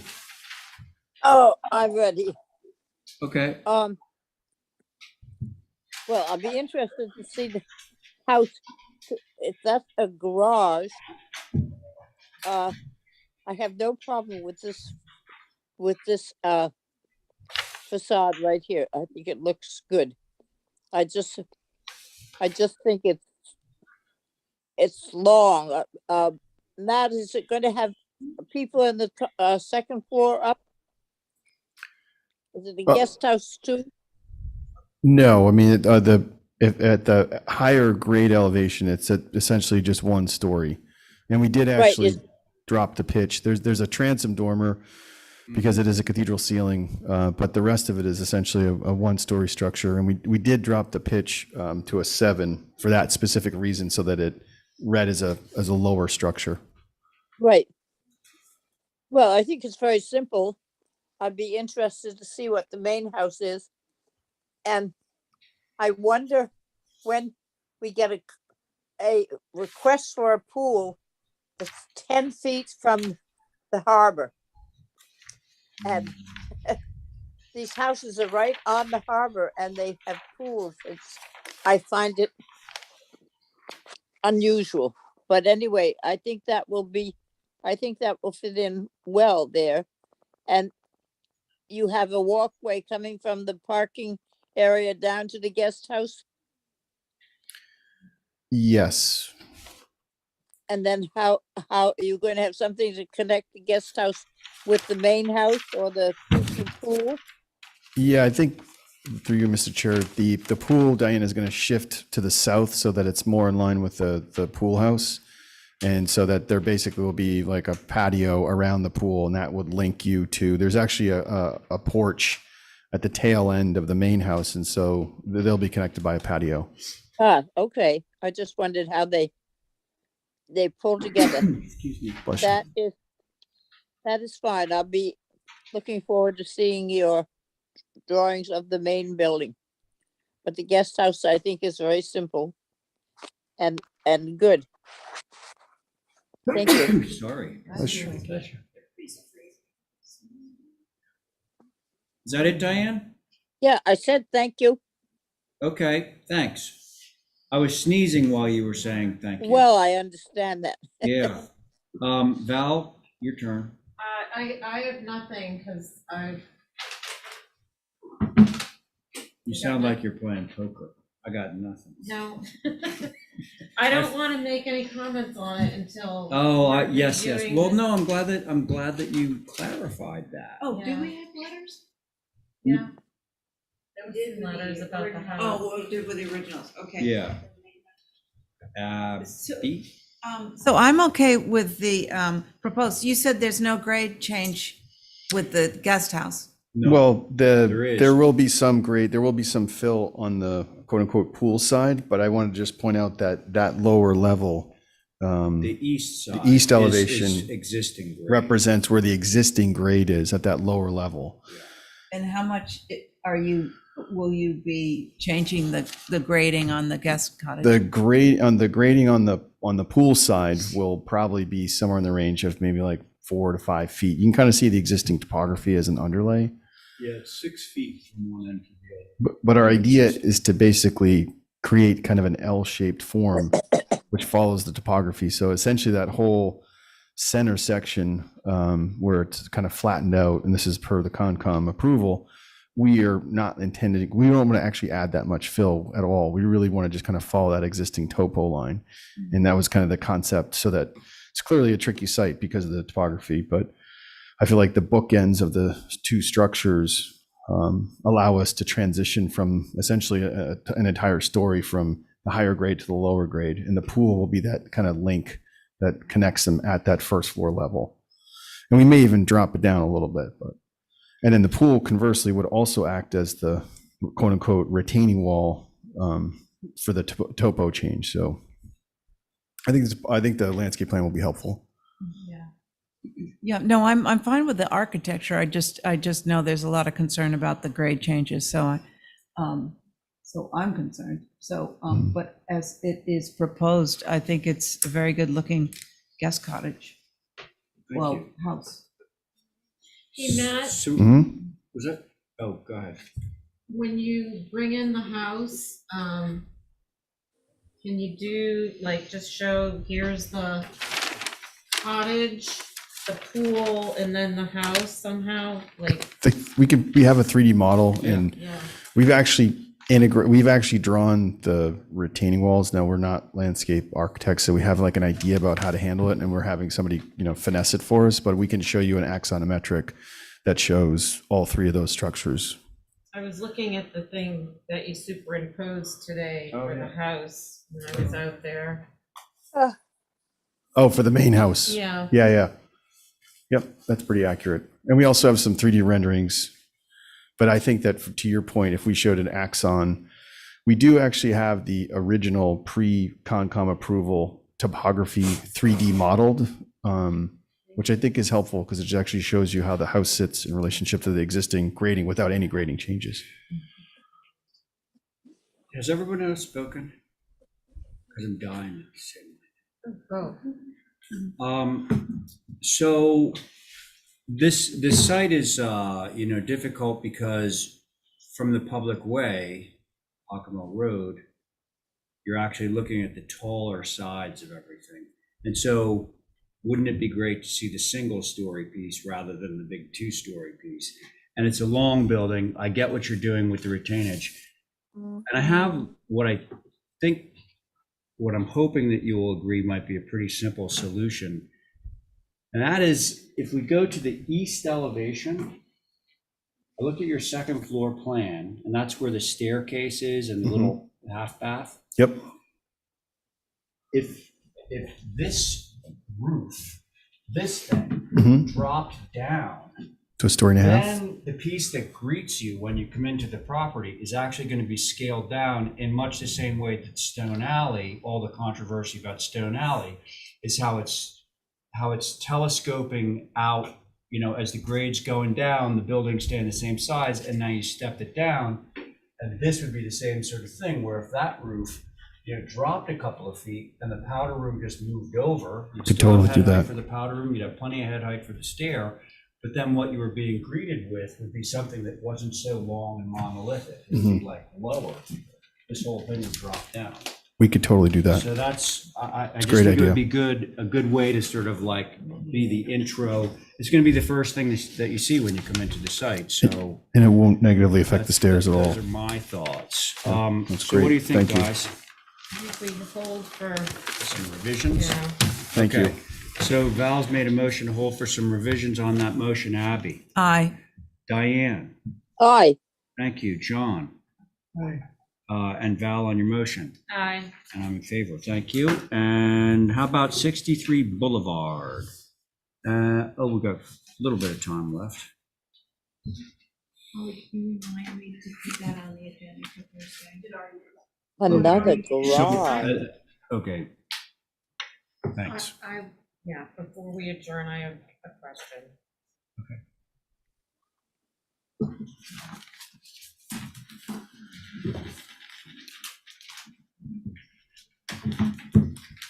You wanna sit on this, Jess? Or Carrie? Somebody? Well, Steven's been, Steven. hey, Steven, you awake? Just snoozing a little bit. Why don't you sit on it? If you want. Yeah. Let's go. Okay. Garage at 63 I don't want you to Boulevard. get rusty. Here. No. Get rusty. With your permission, I can start, Mr. Chair.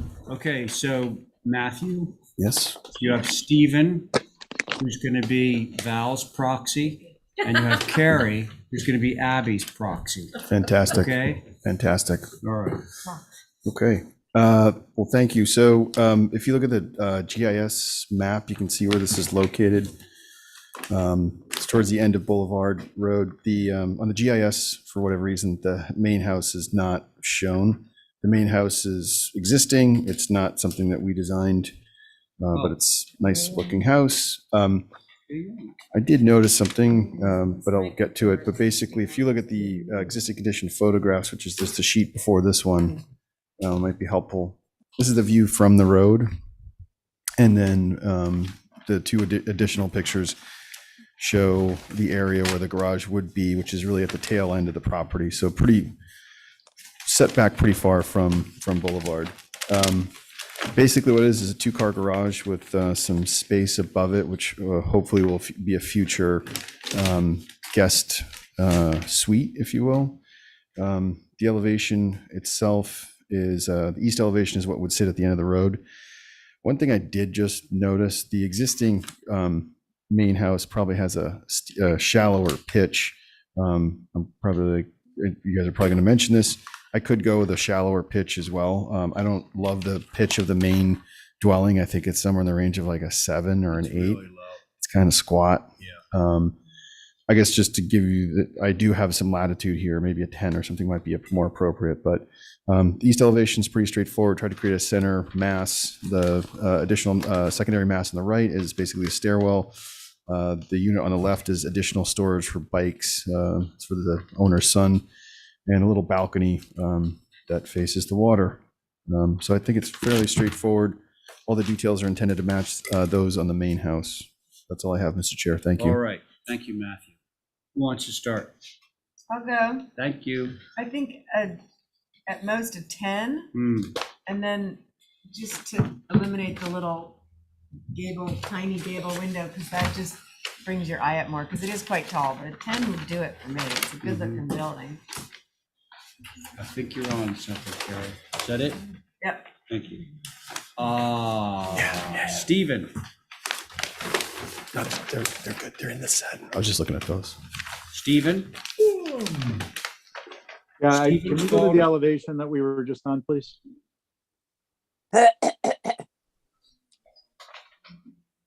The elevation being the east elevation, right, Stephen? Yeah, okay. Yeah, I agree with Carrie's comments. 10 and 12. Yes. Okay, good. Thank you. Diane?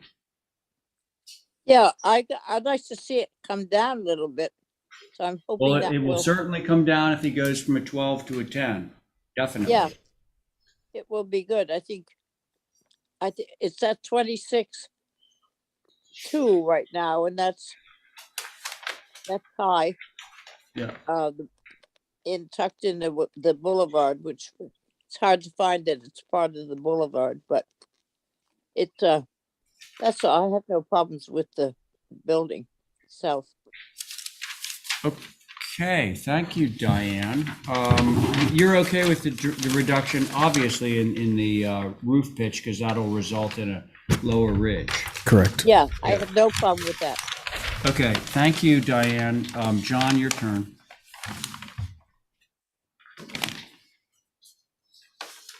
John. Your turn. So, yeah, it has 8 curved arches supports on the small roof. They gotta be 45 degrees like we usually do. Get rid of the arches. I can do that. And Matt does this stuff just to annoy John. I know he does. I think Matt puts those curved things in just to annoy you. I don't. I think he does. I really don't. It's just sometimes the straight looks Thank you. pedestrian. Are you okay straight? Are you okay straightening them out? Yeah. All right. So I think we can move this one if we got a 10 and 12 roof pitch on the main gables and the brackets go to straight, not curved. Can I have a motion? So moved. Thank you, Carrie. 10 and 12 roof pitch and straight brackets, not curved. Are you in favor of the motion? Yes. Very good, thank you. Stephen? Aye. Thank you, and, Diane? Aye. Thank you, Carrie, on your motion? Aye. And I'm in favor, motion carries. Thank you, Matthew. Thank you. Let's see, we have time, we have one more, right? It's just a color change. Oh, color change, okay, thank you. Where's it changing from? The existing is like a moss green, Oh, I green love on green. moss green. I kind of do too, but Oh, in fact, Chestnut Street, I know which house this is. Yeah. Was this the one that was a guest house? Yeah, exactly. No, no change. And it was that color, right? Yeah. So what, white? no, it's actually, no, they're fairly, no, they're not bad.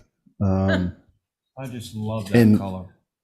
You know, the, so we do have clapboard approved on the front of the building, and these are all Faro and Ball colors, which are beautiful colors.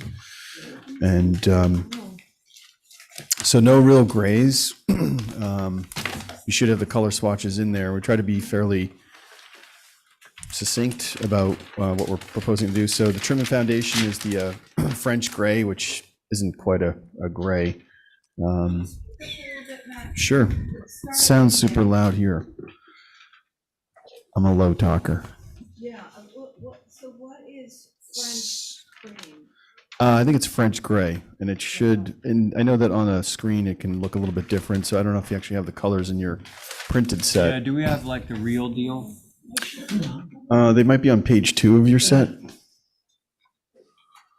But basically the trim and foundation would be the French gray. The window sashes would be the pigeon. Okay. Those are the swatches. And the clapboard would be a very off-white. So we try to be fairly straightforward about what's what. Yeah, I mean, pay no attention to the stuff on the screen. Oh, yeah, because the front door looks black on this. Brown on that. Okay, I can't wait to hear what HSAP has to say about this. Thank you, Mr. Chair. Yeah. So as you all are aware, that this Greek revival was built after the Great Fire of 1846, and you all approved changes to this structure and the demolition of the garage, and a nice addition late last year, I guess it was. HSAB took a look at this on April 25th, yesterday. Yeah. HSAB would like to see a large sample board made and displayed on the building for a view.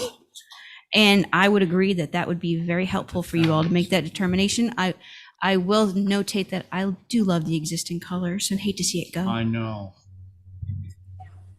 You like it too? Matt wants us to deny it. So we'll deny it, can't we deny it? No. But I like HSAB's idea of getting some boards up. I remember us doing this with the center board in, that was Linda Williams took that through, and we actually got paint up on the, saw it on the building. Do you want us to actually paint the elements or like swatches? Do you want swatches or you want us to actually paint some of the elements?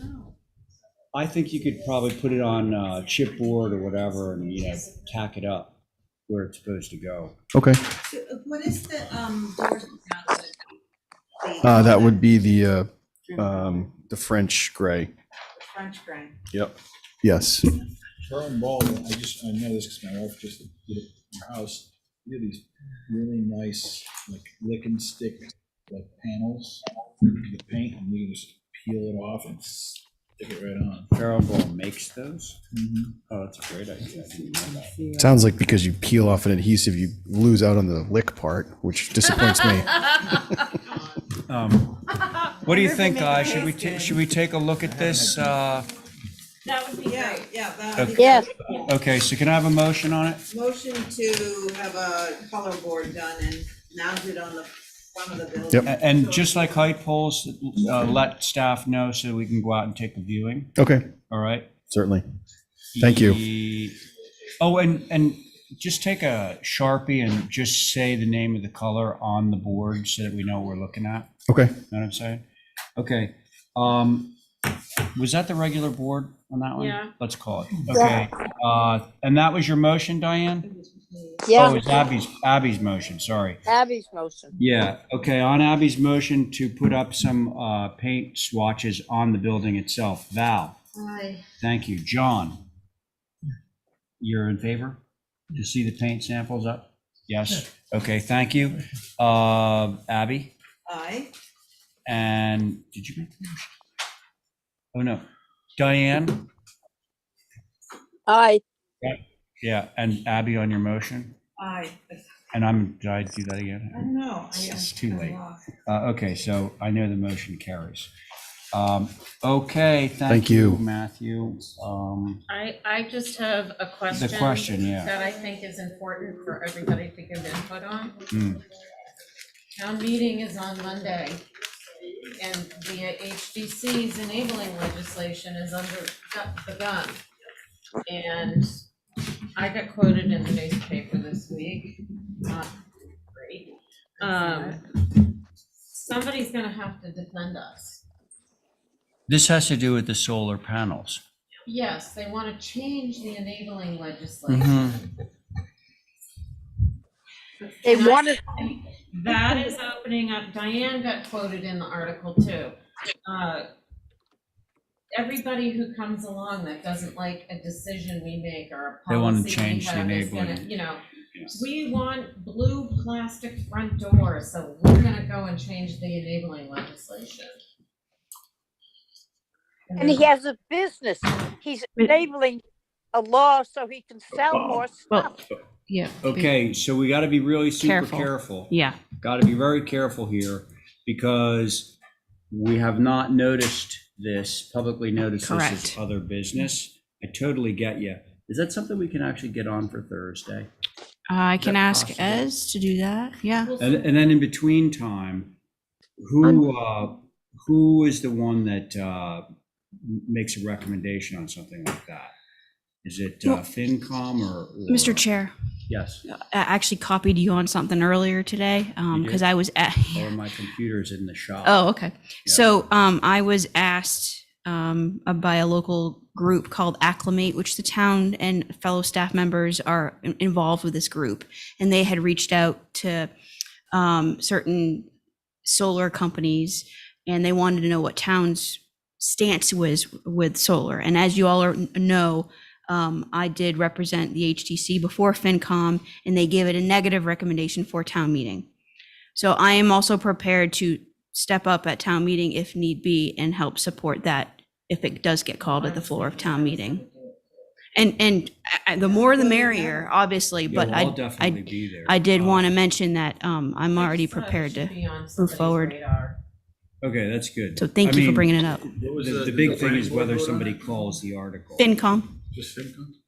You know, I don't think Thursday. it's much of a chance of FinCom. I Well, mean, but Mr. never Got a know. negative recommendation and it passed. so. Yeah. You guys were Okay. discussing it.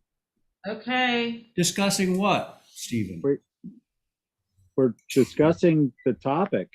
I just suggest we not. Wait, Until Thursday. wait. You're discussing it too now.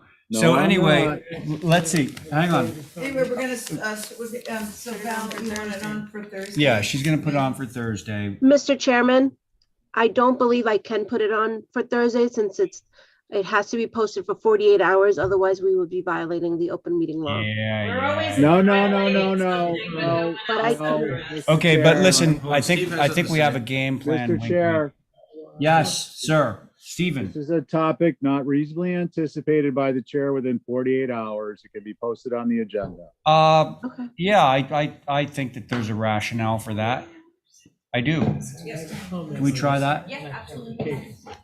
Well, hang on, John, too much stuff going Yeah. on. Right. So listen, everybody, that topic is for now tabled, okay? Thank you, Val, for bringing it up. John, what? I have a comment on that color change. Yes. There was a one-eye, one-horn purple creeper eater, remember that? Yeah, I do. Yeah, just purple. Yeah, that was You remember this.